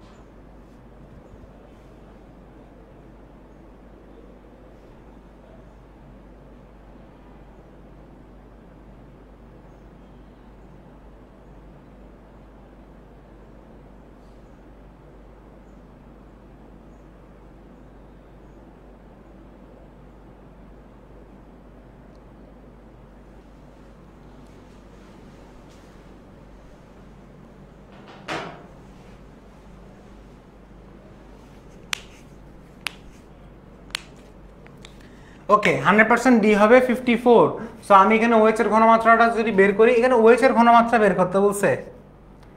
আসলে কি এটা ওএইচ এর ঘনমাত্রা বের করা যাবে? দেখি বলো তো দেখি।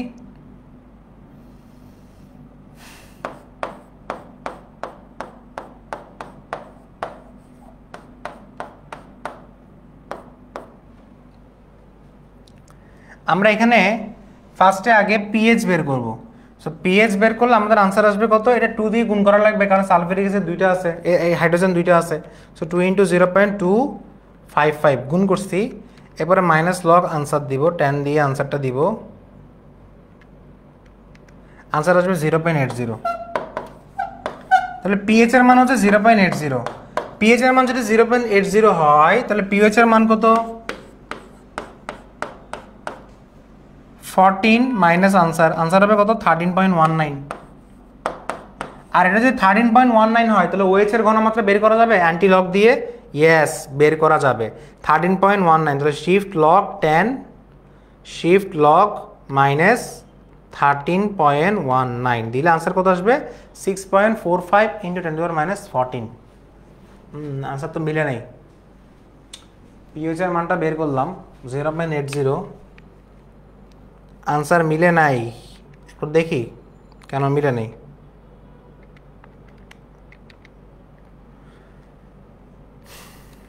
একটু দেখি 2 ইন্টু কত আসছে,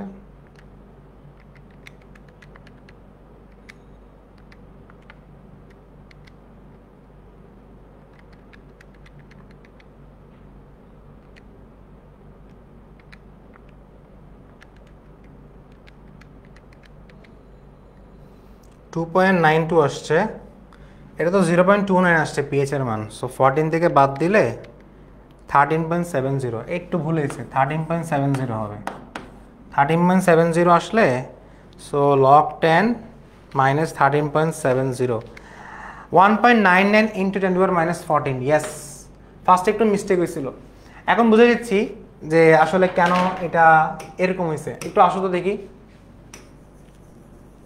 কেমনে করছি এটা, খুবই ইন্টারেস্টিং একটা এমসিকিউ। কিন্তু প্রথমত হচ্ছে আমরা পিএইচ এর মান বের করছি নর্মালি, এটা ইন্টু 2 দ্বারা গুণ করা করতে হবে কারণ যেহেতু সালফারিক অ্যাসিডের দ্বিমূল হাইড্রোজেন আছে। সো 2 দ্বারা গুণ করার পরে কিন্তু 0.80 আসছে। পিএইচ এর মান 0.80 আসা মানে হচ্ছে পিএইচ এর মান হচ্ছে 13.70। কেন? কারণ আমরা জানি pH plus pOH equal two 14। তাহলে পিএইচ এর মান যদি 13.70 হয়ে থাকে তাহলে সেই ক্ষেত্রে এটার যদি আমি যদি ওএইচ এর ঘনমাত্রা যদি বের করি তাহলে আনসার কত আসবে, ওই যে আসছে 1.95 10⁻⁻14। কিভাবে? অ্যান্টি লগ ব্যবহার করে। এখন আমাকে কাইন্ডলি জানাও যে আমি এটা কারা কারা বুঝতে পারো নাই, কাইন্ডলি জানাও, কাইন্ডলি জানাও। ঠিক আছে? আচ্ছা, 1% সোডিয়াম হাইড্রোক্সাইড দ্রবণের পিএইচ কত? 1% সোডিয়াম হাইড্রোক্সাইড দ্রবণের পিএইচ কত? 1% সোডিয়াম হাইড্রোক্সাইড দ্রবণের পিএইচ কত?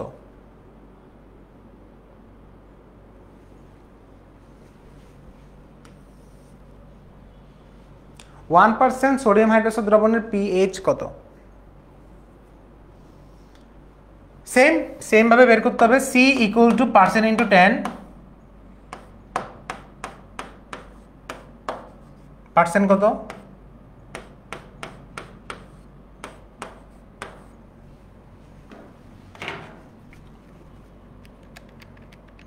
আনসার আসছে 0.25। ফার্স্টে পিওএইচ বের করা লাগবে। পিওএইচ ইকুয়াল টু মাইনাস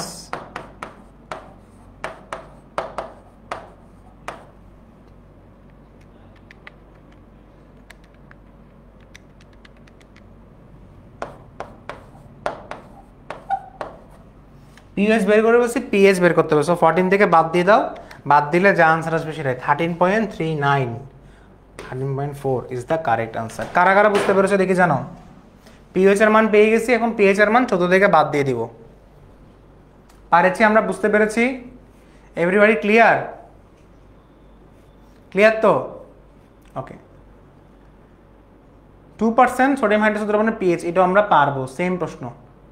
আচ্ছা, এরপর বলছে 5 ml 0.02 মোলার সালফিউরিক অ্যাসিড দ্রবণে 15 ml পানি যোগ করলে মিশ্রণের পিএইচ কত হবে? সো মিশ্রণের পিএইচ বের করার জন্য আমাদেরকে আগে S1V1 S2V2 দিয়ে ঘনমাত্রা বের করা লাগবে। সো মিশ্রণের ক্ষেত্রে সূত্র হচ্ছে S1V1 ইকুয়াল টু S2V2, যেখানে S1 এর মান কত দেওয়া আছে? S1 এর মান দেওয়া আছে, S1 এর মানটা একটু বের করা লাগবে আর কি। আসো, S1 এর মান হচ্ছে বের করা লাগবে না, সরি দেওয়া আছে। V1 কত? 5 ml। V2 হচ্ছে টোটাল যোগফল কত? 20 ml, যোগফল বের করতে হবে, আর S2 বের করতে হবে। V2 হচ্ছে 20 ml কেন হয়েছে? V2 20 ml হয়েছে কারণ V1 হচ্ছে 5 ml, 5 ml এর সাথে আরো 15 ml পানি যোগ করলে টোটাল যোগফল বের হবে 20 ml। সো S1 এর মান বসাও 0.02 বসাও, V1 এর মান কত বসাও? 5 ml বসাও, আর এখানে 20 বসাও ইনটু S2 বসাও। তাহলে আনসার কি আসে দেখো? আনসার আসবে 0.02 ইনটু 5 ডিভাইডেড বাই 20।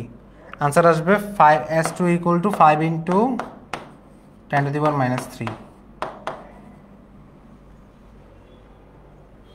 আর এটা পিএইচ বের করতে গেলে পিএইচ ইকুয়াল টু, যেহেতু সালফিউরিক অ্যাসিড এখানে দ্বিমোল ছিল, সো আমরা কি করতে হবে? মাইনাস লগ দিয়ে 2 দ্বারা গুণ করা লাগবে।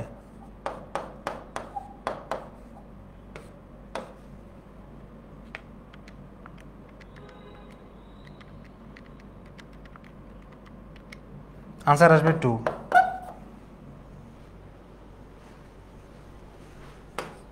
কারা কারা বুঝতে পারছি একটু জানো তো দেখি?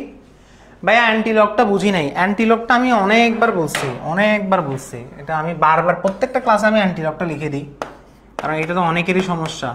অ্যান্টিলক বোঝার জন্য তোমাদেরকে ফার্স্টে আগে শিফট বাটনটা চিপতে হবে। শিফট বাটনটা চিপে লক চিপতে হবে। লক চিপার পরে মাইনাস দেওয়া লাগবে, মাইনাস দিয়ে এখন এরপরে তুমি মানটা বসাতে হবে, বাকিটা হয়ে গেছে।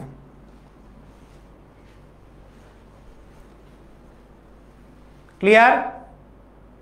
ঠিক আছে। কে এর মান দেওয়া আছে 0.2 মোলার, এর পিওএইচ কত বের করতে বলছে। পিওএইচ এর জন্য ঘনমাত্রা বের করা লাগবে, তবে এটা তো খুবই সিম্পল। এটা তো ঘনমাত্রা 0.2 মোলার এইচে দেওয়া আছে, এটা তো একদম সিম্পল ভাবে করতে পারবো। কেমনে?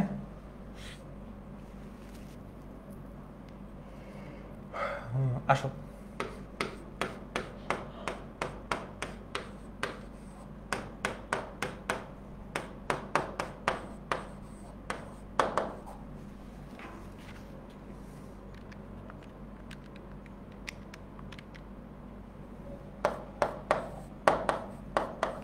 বাকিটা হচ্ছে তুমি বাদ দিয়ে দিবা 14 থেকে। 14 থেকে বাদ দিলে যা আনসার আসবে তাই 13.30।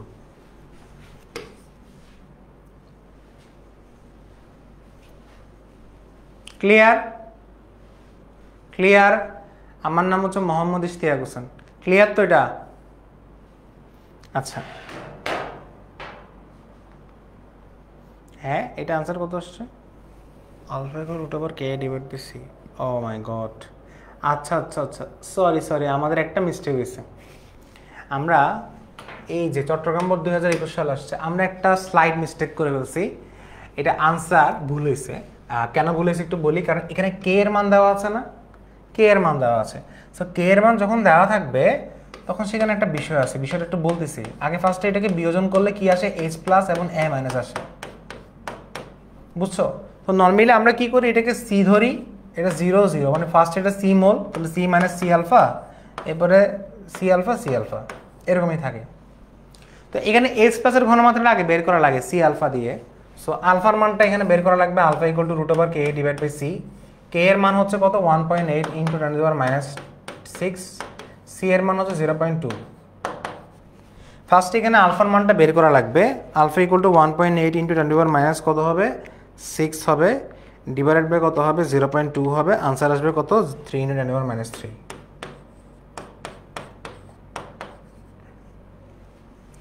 এখন তোমাকে এইচ প্লাসের ঘনমাত্রা বের করতে গেলে, এইচ প্লাসের ঘনমাত্রা মানে হচ্ছে সি আলফা, এখানে আলফার মানটা বের করা লাগবে। আলফার মানটা বের করছি, ইন্টু সি দিয়ে গুণ করলে কত আসে, 0.2 আসে। সো এখানে আনসার আসবে 6 ইন্টু 10⁻⁴। এটা হচ্ছে এইচ প্লাসের ঘনমাত্রা। এখন আমরা কি করব, পিএইচ এর মানটা বের করব। So pH equal to minus log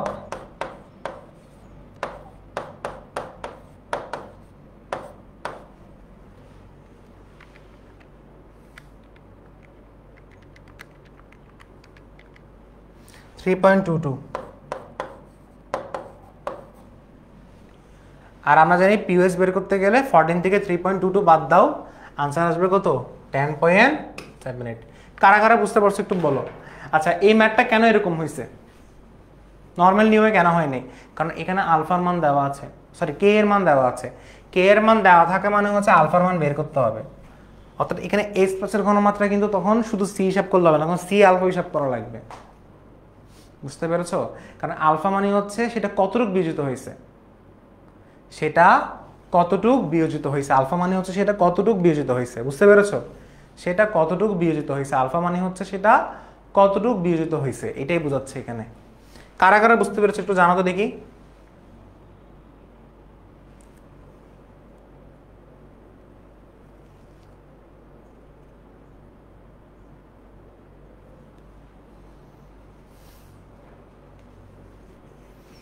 okay, 0.1 molar ammonium hydroxide দ্রবণে পিএইচ এর মান কত, যেখানে কেবি এর মান দেওয়া আছে, দেখি বলো কি হবে আনসার।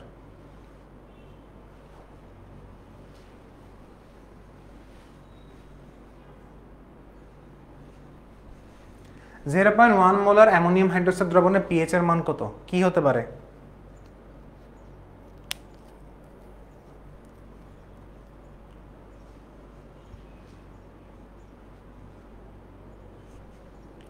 অঙ্কুর বিশ্বাস, ওকে ভাইয়া বুঝছি।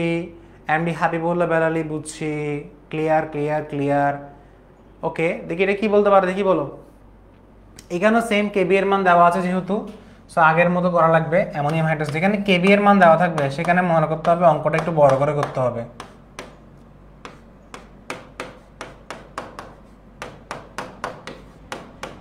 শুরুতে এটা সি মূল ধরা হয়, এটা 0 0। এরপর এখান থেকে সি আলফা খরচ হচ্ছে মাইনাস সি, টোটালে বের করলে C minus C alpha, C alpha C alpha. আচ্ছা এখানে আলফার মানটা বের করা লাগবে। সো আসো বের করি, alpha equal root over K divide by C অথবা Kb divide by C. 1.8 into 10⁻⁵। C এর মান কত, 0.1। রুট ওভার করছি, রুট ওভার করলে আনসার কত আসে দেখি। রুট ওভার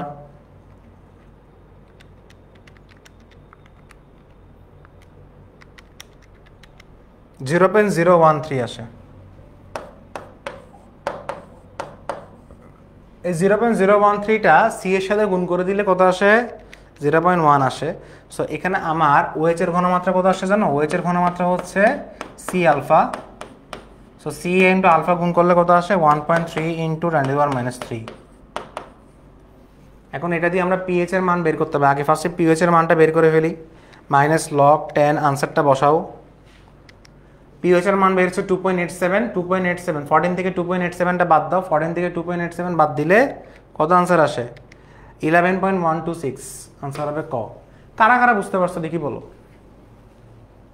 এই কোশ্চেনটা কারা কারা বুঝতে পারছো? অর্থাৎ প্রথমে আমরা কি করলাম, আলফার মানটা বের করি, আলফার মানটা বের করে আলফার মানটা এখানে বসেছি, সি এর মান কিন্তু 0.1 দেওয়া আছে, সো ওএইচের ঘনমাত্রাটা বের করছি 0.013। এই 0.013টা এখানে কোথায় বসেছি? এখানে বসেছি, ওএইচের ঘনমাত্রাটা বের করছি, বের করার পরে পি ওএইচ বের করছি, পি ওএইচ বের করার পরে লাস্টে গিয়ে 14 থেকে বাদ দিয়ে দিছি। ক্লিয়ার? পুরোটা কি ক্লিয়ার?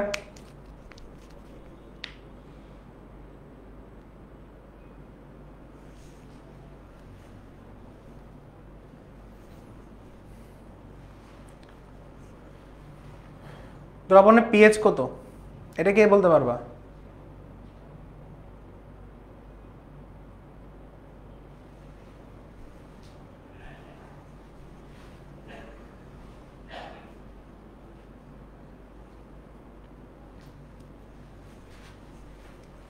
সেম আবার আগের মতো CH3CH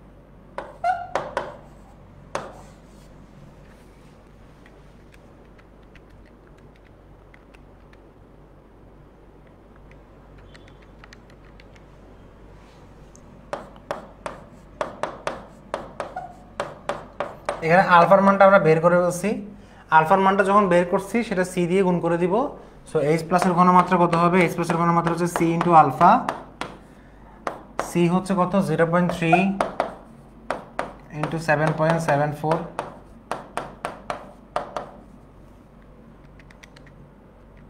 আনসার আসবে 2.32 10 to the minus 3। এটাকে এখন পিএইচ বের করে ফেলো, so pH equal to minus log H plus, so মানটা বসালে কত আসে? মাইনাস লগ 10, আনসারটা বসাও, আনসারটা বসালে 2.63 আসে।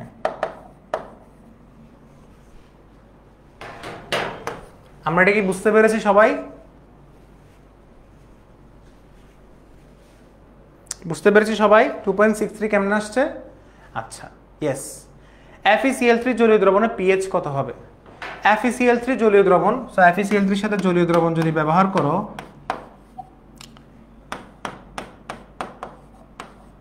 নরমালি কি আসার কথা? ক্লোরিন হচ্ছে মাইনাস, ফেরাস হচ্ছে প্লাস, এইচ হচ্ছে প্লাস, প্লাস যাবে মাইনাসের কাছে HCl, আর এখানে ক্লোরিন কয়টা আছে? তিনটা ক্লোরিন থাকলে এখানে 3 HCl হবে, তাই না? অর্থাৎ ফেরিক ক্লোরাইড 3 মোল HCl উৎপন্ন করে, আর বাকিটা কি হবে? বাকিটা হবে FeO। FeO মানে হচ্ছে সেটা কি? নরমালি FeO বসা দিবে। আচ্ছা, সো 3 মোল HCl যারা উৎপন্ন করবে তাদের জলীয় দ্রবণ অম্লধর্মী হবে। সো ফেরিক ক্লোরাইডের জলীয় দ্রবণ কেন অম্লধর্মী? কারণ তারা অম্ল উৎপন্ন করে। ফেরিক ক্লোরাইডের জলীয় দ্রবণ অম্লধর্মী কারণ জলীয় দ্রবণে অম্ল উৎপন্ন হয়। সো অম্ল যেহেতু উৎপন্ন হচ্ছে তার পিএইচ এর মান কত হবে? আমরা জানি অম্লের ক্ষেত্রে 0.1 থেকে 6.9 হয়, কিসে? পিএইচ এর মান। সো যেহেতু এটা অম্লধর্মীর পিএইচ এর মান 7 অপেক্ষা কম থাকে, সো 7 অপেক্ষা কম আছে নাকি দেখো তো? 7 অপেক্ষা কম, ইয়েস 7 অপেক্ষা কম। পিএইচ এর মান 7 অপেক্ষা কম থাকবে, বেশি থাকবে না। পিএইচ এর মান 7 অপেক্ষা কম থাকবে, বেশি থাকবে না, এজন্য আমরা আনসার হবে বি, কারেক্ট আনসার, তাই না? পেরেছি আমরা? ওকে। কোন লবণটি জলীয় দ্রবণ? এগুলো সেম প্রশ্ন। সময়তন বাফার গঠন করবে, বাফার গঠন কারা করে বলো? বাফার গঠন করার জন্য এটার সাথে একটা দুর্বল অ্যাসিড লাগবে, সো একটা দুর্বল অ্যাসিড নাও। দুর্বল অ্যাসিড হচ্ছে কোনটা? এখানে অপশনে কি আছে? CH3CH, CH3CH দিব, কিন্তু একটা শর্ত আছে, শর্তটা হচ্ছে যে অ্যাসিডের ঘনমাত্রাটা ক্ষার থেকে একটু বেশি হওয়া লাগবে। ধরো ক্ষার 1 আছে না, ক্ষার থেকে বেশি হওয়া লাগবে। বেশি কোনটা আছে? 2 মোলার। এটাই শর্ত, একবার দেখে নাও এটা কেন এরকম হয়েছে। অ্যাসিডের ঘনমাত্রা কি হওয়া লাগবে? ক্ষার থেকে একটু বেশি হওয়া লাগবে। এটা ব্যাখ্যাটা একটু দেখে নাও, দেখো তো ব্যাখ্যাটা, একবার ব্যাখ্যাটা দেখে নাও, ব্যাখ্যাতে কি বলছে।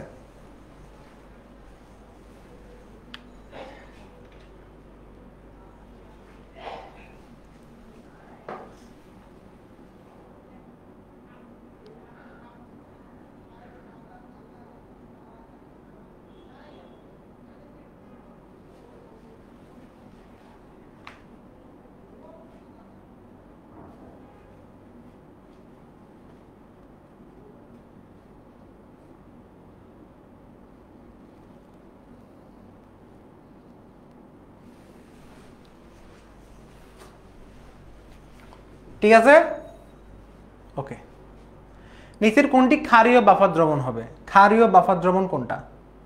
ক্ষারীয় বাফার দ্রবণ হচ্ছে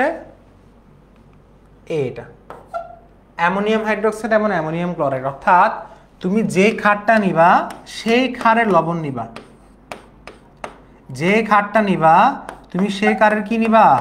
লবণ নিবা। যে ক্ষারটা নিবা সেই ক্ষারের কি নিবা? লবণ নিবা।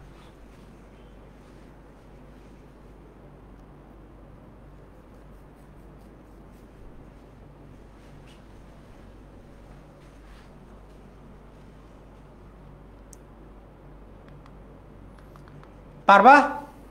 আচ্ছা, এটা একটু করে নি তাহলে। আসো, এখানে বলছে যে একসাথে দুইটা অম্ল এবং ক্ষার মিশালে মিশ্রণের প্রকৃতি কিরকম হবে। তো মিশ্রণের প্রকৃতি কিরকম হবে সেটা একটু বলে দিচ্ছি। প্রথমত হচ্ছে এটার ঘনমাত্রা 1 করা লাগবে, 100 ml, 0.01 মোলার HCl সমান কত আসে? 100 × 0.01 আসে। সো এটা সমান কত আসবে বলো? 1 ml আসবে মোস্ট প্রবাবলি, 1 ml। ঘনমাত্রা ফার্স্টে 1 করা লাগবে, 70 ml,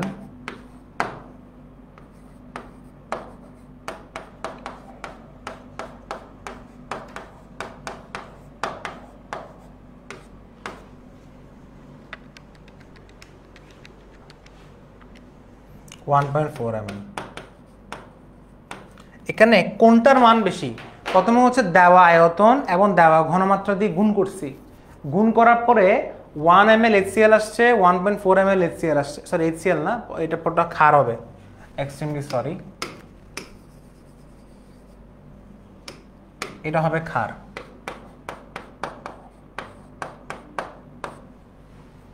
বুঝতে পারছো? এখানে কোনটার মান বেশি? ক্ষারের মান বেশি, আর অ্যাসিডের মান কম। যার মান কম থাকবে সেটা শেষ হয়ে যাবে, সেটা লিমিটিং বিক্রিয়ক হবে। অর্থাৎ এটা হচ্ছে লিমিটিং বিক্রিয়ক, লিমিটিং রিয়েজেন্ট। তো যার মান বেঁচে থাকবে, যার মান বেশি থাকবে সেটা অবশিষ্ট থাকবে, অর্থাৎ সেটা অবশিষ্ট থাকলে সেটাকে আমরা বলি ক্ষারীয়, ক্ষারীয় বাফার। কারা কারা বুঝতে পারছো দেখি বলো।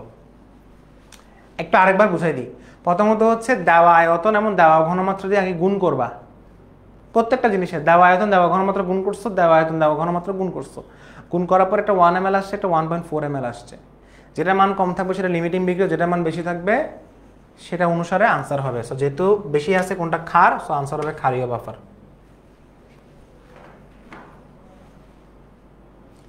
ক্লিয়ার? আমাদের কাছে ক্লিয়ার তো? এটা কি তোমাদের তো মনে হয় এনার্জি শেষ হয়ে গেছে? এনার্জি কি শেষ হয়ে গেছে? আচ্ছা, ক্ষারীয় বাফার দ্রবণ উদাহরণ কোনটি? পারবা। নিচের কোনটি বাফার দ্রবণ হিসেবে কাজ করে? পারবা। এই যে যেমন ধরো এইটা, এইটা যে অ্যাসিডটা নিয়েছি সেই অ্যাসিডের লবণটা আমরা নিব। আন্তর্জাতিকভাবে রসায়নবিদ দ্বারা স্বীকৃত সবুজ রসায়নের মূলনীতি কয়টি? 12টি। পারবো। গ্রিন কেমিস্ট্রি 12 নীতির মধ্যে এটাও পারবো। বিক্রিয়া হারের একক কোনটি? বিক্রিয়া হারের একক হচ্ছে মোল পার লিটার পার সেকেন্ড। মোল পার লিটার পার সেকেন্ড, এটা আনসার, মোল পার লিটার পার সেকেন্ড। বিক্রিয়া হারের একক কোনটি? মোল পার লিটার পার সেকেন্ড। বিক্রিয়ার ব্যাক হ্রাসের জন্য কোন তড়িৎ শক্তি? বিক্রিয়ার ব্যাক হ্রাস করার জন্য সক্রিয়ণ শক্তি বৃদ্ধি করব। বিক্রিয়ার ব্যাক হ্রাস করার জন্য কি করব? সক্রিয়ণ শক্তি বৃদ্ধি করব। তাপমাত্রার সাথে বিক্রিয়ার হার, তাপমাত্রার সাথে বিক্রিয়ার হারের সম্পর্ক হচ্ছে সমানুপাতিক, কারণ তাপমাত্রা যত বাড়াবা বিক্রিয়ার হার তত বাড়বে, তাপমাত্রা বাড়ালে বিক্রিয়ার হার তত বাড়বে। সো তাপমাত্রার সাথে বিক্রিয়ার হারের সমানুপাতিক সম্পর্ক। কোন বিক্রিয়ার হার বেশি? যে বিক্রিয়াতে সূর্যের রশ্মি থাকে সে বিক্রিয়ার হার বেশি থাকবে। সূর্যের রশ্মি মানে হচ্ছে এইচনিও, এইচনিও হচ্ছে সূর্যের রশ্মি, সূর্যের রশ্মি থাকলে তার হার শক্তি সবচেয়ে বেশি থাকবে। রাসায়নিক বিক্রিয়া কোন ডায়ালজিগুলো ডায়ালি হয়? যখন আয়তন স্থির হয়। সাম্যাবস্থার বৈশিষ্ট্য আমরা বুঝতে পেরেছি। কোনটি তাপহারী বিক্রিয়া? তাও পারবো। ঋণাত্মক প্রভাবক কোনটি? গ্লিসারিন। প্রভাবক বিষ কোনটি? আর্সেনিক অক্সাইড পড়ছিলাম। কেডব্লিউ হলো মূলত কোনটি? কেডব্লিউ মূলত পানির আয়নিক গুণফল। এগুলো সবগুলো পড়ছি, তাই না? পারবো এগুলা। স্পর্শ প্রতিরোধে সালফিউরিক অ্যাসিড নিচের কোন প্রভাবক ব্যবহার করা হয়? সালফিউরিক অ্যাসিড প্রতিরোধে কোনটা ব্যবহার করা হয়? B2O5 না? ইয়েস, ভ্যানাডিয়াম পেন্টাঅক্সাইড ব্যবহার করা হয়। এরপরে ড্যালেক্স এর মান এখানে কি বলছে? পজিটিভ। এটা কি বিক্রিয়া? তাপহারী বিক্রিয়া। তাপহারী বিক্রিয়া সর্বোচ্চ উৎপাদন পাওয়ার জন্য তাপ বাড়াবো নাকি তাপ দিব? বলো। একটা তাপহারী বিক্রিয়া যখন হয়, ধরো একটা তাপহারী রিঅ্যাকশন, তাপহারী রিঅ্যাকশনে তাপ বাড়ালে সাম্যাবস্থা ডান দিকে চলে যায়, জানো? তাপহারী রিঅ্যাকশন আমি যদি তাপ বাড়াই সাম্যাবস্থা কোন দিকে চলে যায়? ডান দিকে চলে যায়, এই ডান দিকে চলে যাবে।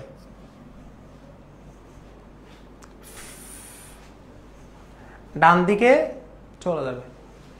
সাম্যাবস্থা কোন দিকে চলে যাবে বলো? ডান দিকে চলে যাবে। ডান দিকে চলে গেলে তাহলে আমরা এখানে কি করব? তাপ বাড়াবো। তাপ কি করব? বাড়াবো, অথবা উচ্চ তাপ দিব। উচ্চ তাপ কোথায় আছে? এই যে এটা, উচ্চ তাপ দিব। আর চাপ কমাবো, চাপ কমালে চাপ বাড়ালে সাম্যাবস্থা ওইদিকে যাবে যেদিকে মোল সংখ্যা কম, তাহলে চাপ বাড়াবো, কারণ মোল সংখ্যা এদিকে কম। তাহলে আমি যদি চাপ বাড়াই তাহলে সাম্যাবস্থা ওইদিকে যাবে যেদিকে মোল সংখ্যা কম। মোল সংখ্যা কম আছে ডান দিকে, তো আমি চাপ বাড়াবো। চাপ বাড়াবো, উচ্চ তাপমাত্রা এবং উচ্চ চাপ দুইটাই একসাথে দেওয়া লাগবে। ক ইজ দ্য কারেক্ট আনসার। না, সরি, নিম্ন তাপমাত্রা দেওয়া লাগবে। উচ্চ চাপ ঠিক আছে, নিম্ন তাপমাত্রা, এটা কি ডেলএচের মান পজিটিভ আসছে না? তো তাপহারী বিক্রিয়া, তাপহারী বিক্রিয়ার ক্ষেত্রে তাপমাত্রা বাড়ালে, তাপহারী বিক্রিয়ার ক্ষেত্রে তাপমাত্রা বাড়ালে সাম্যাবস্থা কোন দিকে যায়? ডান দিকে যায় না? ঠিক আছে, তাপহারী বিক্রিয়ার ক্ষেত্রে তাপমাত্রা বাড়ালে সাম্যাবস্থা ডান দিকে যায়। এটা উচ্চ তাপমাত্রা উচ্চ চাপ হবে, 100% শিওর।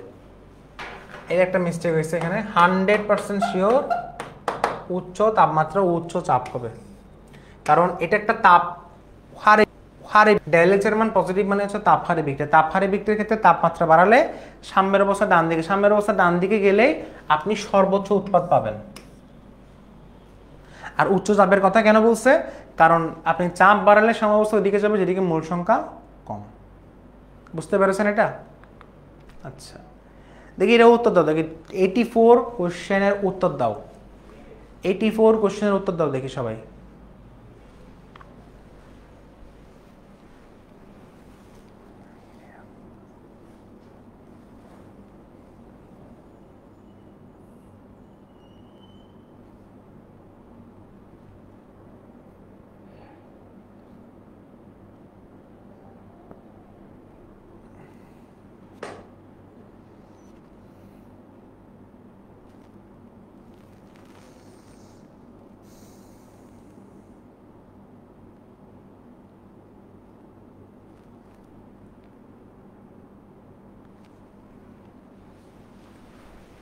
ওকে, সবাই বলেছো 2 - 4, অর্থাৎ এখানে উৎপাদের মোট সংখ্যা হচ্ছে 2, বিক্রয়ের মোট সংখ্যা হচ্ছে 4।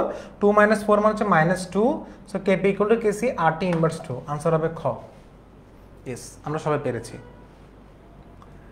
কেপি ও কেসির সম্পর্কের সমীকরণ কোনটি? a + b 3d সম্পর্ক সমীকরণ বের করতে হবে। আনসার হবে KP equal to KC RT। কারণ এখানে আসলে RT ডাইল্যাঞ্জের মান এখানে কত আসছে? 1 আসছে। ডাইল্যাঞ্জের মান এখানে কত? 1।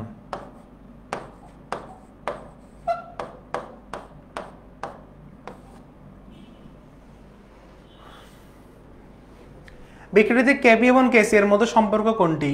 সো 2 - 4, আনসার হবে KP equal to KC RT inverse 2। এই যে এটা। কেসি এর রাশিমালা বের করো। এখানে মনে রাখবা সলিডের ক্ষেত্রে কিন্তু 1 ধরা হয়। সো সলিড কিন্তু আগে থেকে বাদ, এগুলো বাদ। সো আনসার হবে শুধু কার্বন ডাইঅক্সাইড। এটা অনেকেই বুঝো না, এটা কে বুঝতে পারো না দেখি বলো। মনে রাখবা কোনো পদার্থের ভৌত অবস্থা যদি সলিড থাকে সেটার মান 1 ধরা হয়। তো কেসি ইকুয়াল টু যখন বের করবো, কেন 1 ধরা হয়? কারণ গ্যাসের সাপেক্ষে সলিডের ঘনমাত্রা কিন্তু ধ্রুবক। কেন জানো? কারণ গ্যাসের অণুগুলো হচ্ছে খুবই কম, আর সলিডের যে অণুগুলো আছে, কঠিন পদার্থের অণুগুলো অনেক বেশি। মানে বেসিক্যালি বিষয়টা হচ্ছে কি, যে সলিডের অণুগুলো ধরো 1 কোটি, 1 করোড় অণু আছে, আর এখানে অণু আছে ধরো 50,000। তাহলে আমি 1 কোটি টাকা থেকে যদি 50,000 খরচ করি, আমার 1 কোটি কিন্তু কনস্ট্যান্টই আছে, এখান থেকে বেশি নড়াচড়া হওয়ার সুযোগ নাই। বুঝতে পেরেছ? এজন্য 1 কোটি অণুর সাপেক্ষে 50,000, 50,000 বা 5,000 এগুলো কিন্তু খুবই নগণ্য। এজন্য এটার সাপেক্ষে এটা 100% মানে 1 ধরা হয়। এজন্য এটাকে আর কাউন্ট করা হয় না। সো কেসি ইকুয়াল টু কি হবে? শুধুমাত্র কার্বন ডাইঅক্সাইড হবে। মানে সলিড দেখলে সেটা 1 ধরবা, এটা অনেকেই বুঝে না। সলিড দেখলে শুধু 1 ধরবা, 1 ধরবা। সো আমরা জানি কেসি ইকুয়াল টু কি? কেসি ইকুয়াল টু অনেকে বলবা কেসি ইকুয়াল টু নরমালি এরকম হওয়ার কথা, যে ভাইয়া কার্বন ডাইঅক্সাইড দিছেন into calcium oxide divided by calcium carbonate, এরকম হওয়ার কথা ছিল। বাট এরকম হবে না। কেন হবে না? কারণ ওই যে ক্যালসিয়াম অক্সাইডের সলিড অবস্থাটা কিন্তু আসলে তার অণু অনেক বেশি, এই জন্য তাকে 1 ধরা হয়, এটাকে 1 ধরা হয়।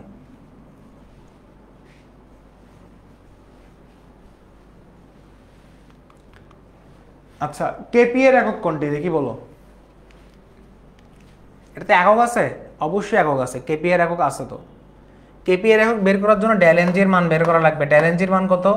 টোটাল মোট সংখ্যা 2, এখানে 1, 2 - 1 মানে হচ্ছে 1, ডেলএনজি এর মান হচ্ছে এখানে 1। ডেলএনজি এর মান যদি 1 আসে তাহলে आंसर কি হবে? এটিএম কি হবে? 2 - 1 মানে শুধু এটিএম হওয়ার কথা, একক বিহীন না। একক তো অবশ্যই হবে, এটা একক বিহীন না। এই রে আল্লাহ, এটা একক বিহীন না। একক বিহীন তখনই হবে যখন এটা ওইয়া থাকবে। এটা आंसर হবে এটিএম। অপশনে ভুল হয়েছে,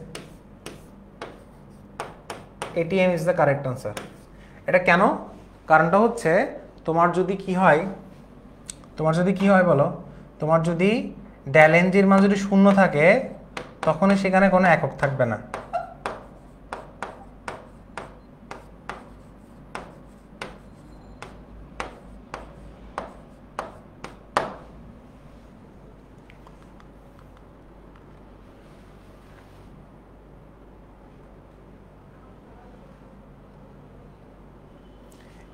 এই কোশ্চেনটা উত্তর দাও 91। আজকে আমরা বরাবর 100টা কোশ্চেন সলভ করাবো। 100টা কোশ্চেন আমরা আজকে বরাবর সলভ করাবো।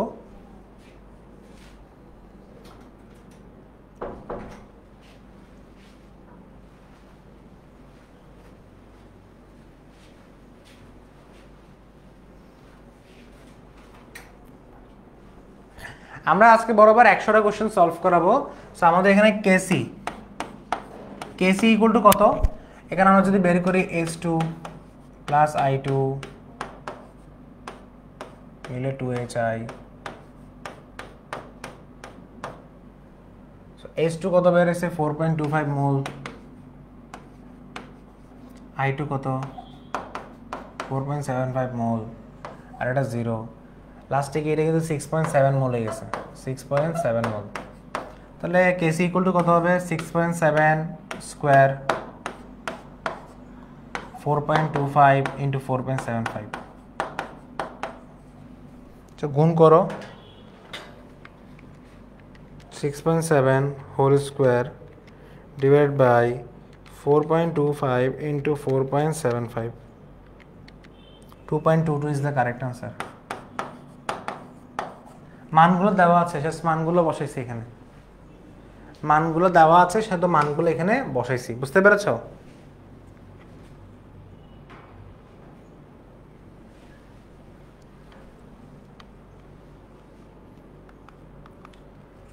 N2O4 এবং NO2 এর আংশিক চাপ যথাক্রমে দেওয়া আছে, কেপি এর মান বের করো। আসো বের করি কেপি এর মান। আংশিক চাপ দেওয়া থাকলে কোনো প্যারা নাই।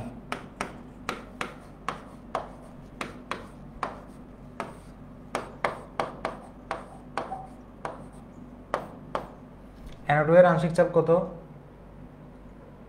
0.31 স্কয়ার। এবারে N2O4 এর আংশিক চাপ কত? 0.69। তাহলে এখন দেখো 0.31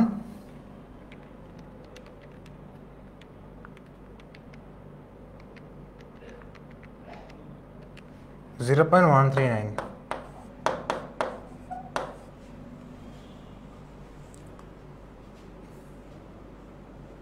এটা হচ্ছে কেপি এর মান।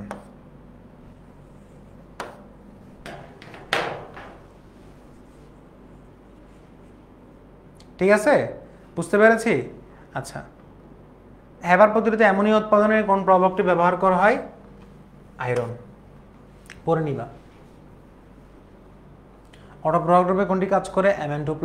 নিচের কোনটি অধিক তীব্র বা শক্তিশালী অ্যাসিড? অধিক তীব্র বা শক্তিশালী অ্যাসিড, এখানে আনসার হবে কোনটা? HClO4। HClO4 হচ্ছে অধিক শক্তিশালী অ্যাসিড, কারণ তাদের জারণ সংখ্যার মানটা বেশি। HI কে 2 দিয়ে গুণ করা লাগবে না, 2 দিয়ে গুণ করছিলাম তো আমরা। এরপর যারা তোমরা এখন এসএমপিতে ভর্তি হও নাই, এসএমপি কোর্সটাতে ভর্তি হয়ে যেতে পারো। নিচের কোনটি দুর্বলতম অ্যাসিড? দুর্বলতম অ্যাসিড দেখে বোঝা যাচ্ছে যে HNO3। কারণ তার জারণ সংখ্যা সবচেয়ে কম। যে কেন্দ্রীয় পরমাণুর জারণ সংখ্যা সবচেয়ে কম হবে সেটা হবে দুর্বল অ্যাসিড। কোনটি অনুবন্ধী অম্ল ক্ষারক যৌগ? অনুবন্ধী অম্ল অনুবন্ধী ক্ষারক যৌগ কোনটা? এটা বের করবে কেমনে? আচ্ছা, এটা বের করার একটা সিস্টেম আছে, সিস্টেমটা আমি একটু দেখাচ্ছি। ধরো তুমি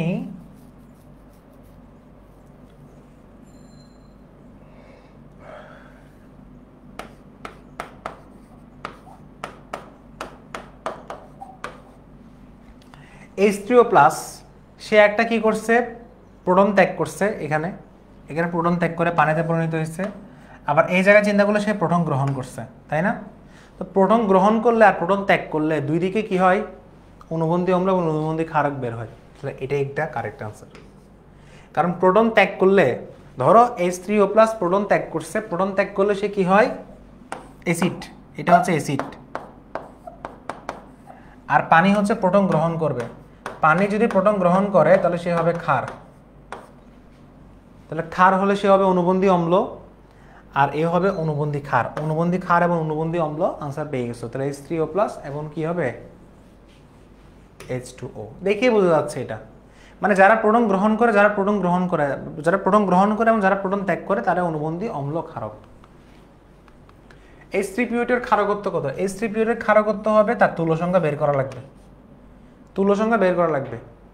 H3PO2 এর ক্ষারকত্ব হচ্ছে তুল্য সংখ্যা বের করা লাগবে। তার তুল্য সংখ্যা কত? এটা একটু মুখস্থ করবে, আমি তোমাকে লিখে দিচ্ছি। H3PO3 এর তুল্য সংখ্যা হচ্ছে 3। H3PO2 এর তুল্য সংখ্যা হচ্ছে কত? 2। তার তুল্য সংখ্যা 2 মানে হচ্ছে তার ক্ষারকত্ব 2। H3PO2 এর তুল্য সংখ্যা 2, ক্ষারকত্ব 2। তুল্য সংখ্যা 2, ক্ষারকত্ব কি হবে? 2 হবে। আচ্ছা, এখানে 1 দিছে, এটা H3PO4। আচ্ছা ঠিক আছে, এটা 1 এ ঠিক আছে। আমি একটা জিনিস একটু মিস্টেক করছি, আমি একটু ঠিক করে দিচ্ছি। এটা H3PO4 ছিল প্রথমে, H3PO4 ছিল, তার তুল্য সংখ্যা ছিল 3। এরপর হচ্ছে H3PO3 ছিল, তার তুল্য সংখ্যা হচ্ছে 2। আর লাস্টে ছিল H3PO2, যেটা এক কোশ্চেনে বলছে। আমি প্রথমে H3PO3 মনে করছি। H3PO2 বলা, তার তুল্য সংখ্যা হবে 1। আনসার হবে 1। H3PO2 বলে তার তুল্য সংখ্যা কত হবে? 1 হবে। বুঝতে পেরেছো? তুল্য সংখ্যা 1 মানে ক্ষারকত্ব 1। Al2O3 অম্লত্ব কোনটা? এটার হচ্ছে তুল্য সংখ্যা বের করা লাগবে। তুল্য সংখ্যা এটা কেমনে বের করব? Al2O3 মানে হচ্ছে অ্যালুমিনিয়াম 3+, দুইটা অ্যালুমিনিয়াম আছে, টোটাল চার্জ বের করা লাগবে। টোটাল চার্জটা বের করো।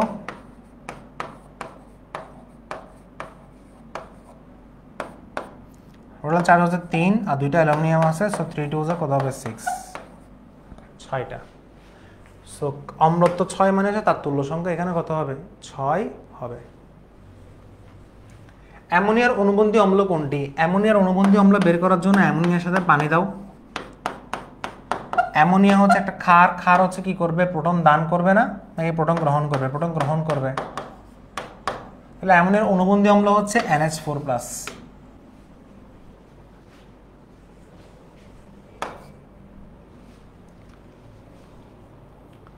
HSO4 এর অনুবন্ধী অ্যাসিড কোনটি? আচ্ছা, HSO4 এর অনুবন্ধী অ্যাসিড, প্রথমে HSO4 সে বেসিক্যালি দুইটা কাজ করতে পারে। একটা হচ্ছে প্রোটন দান করতে পারে, একটা হচ্ছে প্রোটন ত্যাগ করতে পারে। আমি ধরে নিলাম সে প্রোটন দান করছে। প্রোটন দান করলে সে SO4 2- এ পরিণত হয়। আবার সে ধরে নিলাম প্রোটন কি করছে? গ্রহণ করছে। প্রোটন গ্রহণ করলে সে কিসে হয়? H2SO4 হয়। এখন ওরা কি বলছে? ওরা বলছে HSO4 এর অনুবন্ধী অ্যাসিড কোনটি? অনুবন্ধী অ্যাসিড মানে হচ্ছে HSO4 এর অনুবন্ধী অ্যাসিড হওয়ার জন্য তাকে কি করা লাগবে? প্রোটন গ্রহণ করা লাগবে। মানে তার ক্ষারের ধর্মটা হচ্ছে এখানে করা লাগবে। যেমন ধরো প্রোটন গ্রহণ করলে সে কি হয়? প্রোটন গ্রহণ করলে কি প্রোটন ত্যাগ করলে? দেখো একটা জিনিস একটু বুঝাই বলি ভালো করে। প্রোটন যদি ত্যাগ করে দেয়, সে SO4 - এ পরিণত হয়। এই SO4 - এদিক থেকে চিন্তা করো তো, সে প্রোটন কি করছে? ত্যাগ করছে। প্রোটন ত্যাগ করলে এদিকে চিন্তা করে সে প্রোটন ত্যাগ করছে, তাহলে কিন্তু সে অ্যাসিড। আর এদিকে সে প্রোটন গ্রহণ করছে নাকি ত্যাগ করছে? এদিক থেকে চিন্তা করো, এদিক থেকে চিন্তা করলে সে কিন্তু সে প্রোটন গ্রহণ করছে। সরি, আমার একটা জিনিস ভুল হয়েছে, এখানে প্রোটন গ্রহণ করা হবে। আমি তোমাকে জিনিসটা একটু বলতেছি ভালোভাবে দেখো। SO4 2 মাইনাস, এদিক থেকে চিন্তা করো, সে SO4 2 থেকে যদি HSO4 যদি যায়, সে কিন্তু প্রোটন গ্রহণ করছে না, প্রোটন ত্যাগ করছে। ত্যাগ করলে সে হচ্ছে ক্ষার, ক্ষার মানে হচ্ছে বেস।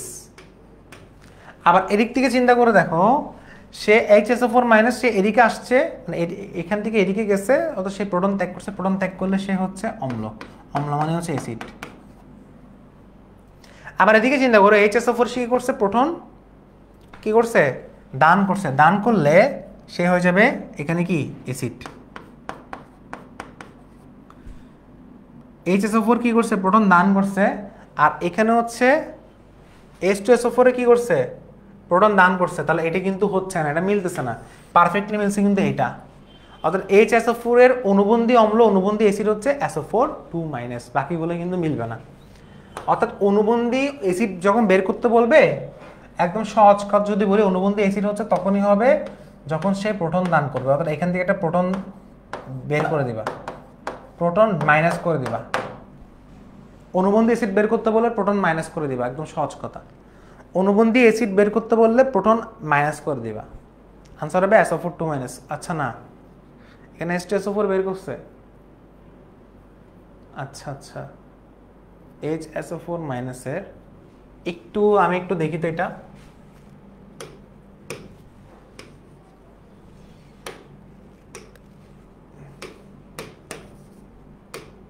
একটু দেখি।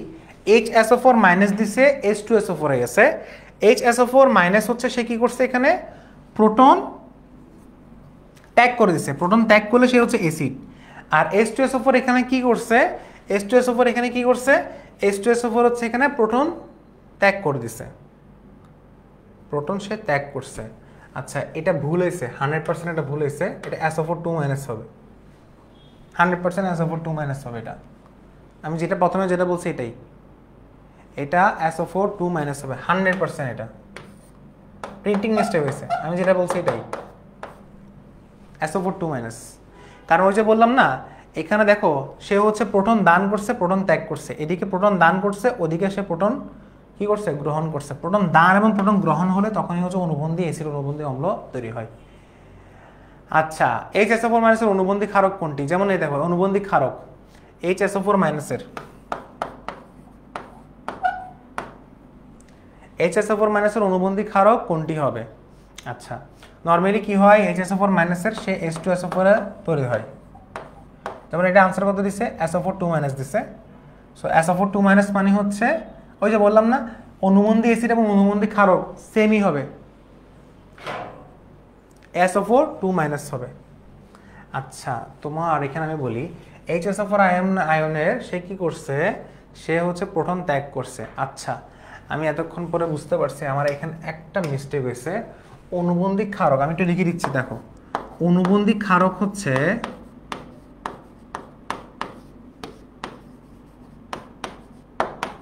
অনুবন্ধী ক্ষারক হচ্ছে সে হবে যে প্রোটন ত্যাগ করবে।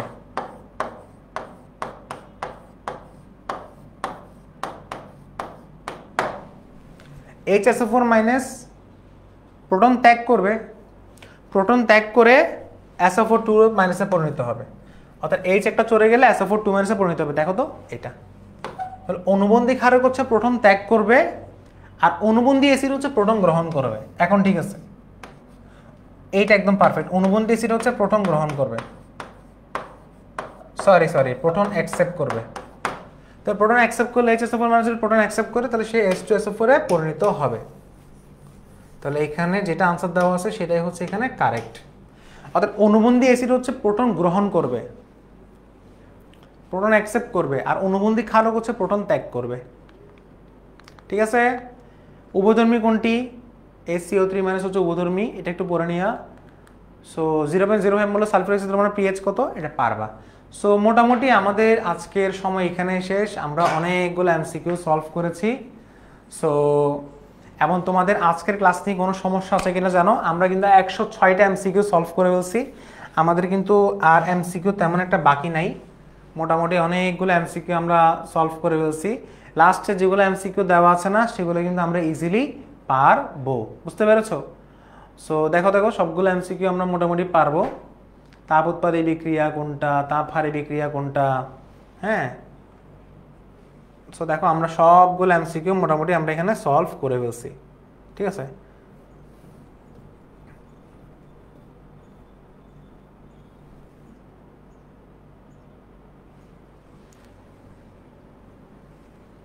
ওকে, তাহলে আর তোমাদেরকে একটা কথা বলে রাখি যে এই ক্লাসটা শেষ হওয়ার পর পর তোমাদের জন্য একটা আমি রিলস বানাবো, যেখানে আসলে বলে দিব যে তোমাদের এক্সাম কোথায় হবে। তোমরা জানো যে প্রতিটা ক্লাস শেষ হওয়ার পরে আমাদের কিন্তু একটা এক্সাম হয়। সো এইচএসসি 24 ব্যাচের শিক্ষার্থীরা মিশন A+ 90 ডেজ প্রোগ্রামের একটা এক্সাম চালু হয়েছে। সো ওই এক্সামের লিঙ্ক তোমরা কমেন্ট বক্সে এবং রিলসের মাই ডেতে বা 10ms এর মেইন পেজের মাই ডেতে তোমরা জাস্ট একটু সোয়াইপ করলে তোমরা কিন্তু ওই লিঙ্কে প্রবেশ করে কিন্তু তোমরা এক্সাম দিতে পারবা। এবং এক্সাম দেওয়া কিন্তু খুবই গুরুত্বপূর্ণ। এক্সাম দিলে নিজেকে যাচাই করতে পারবা, ভালোভাবে করতে পারবা। সো দেখা হচ্ছে আবারও। সবাই ভালো থাকো, সুস্থ থাকো। আল্লাহ হাফেজ, আসসালামু আলাইকুম।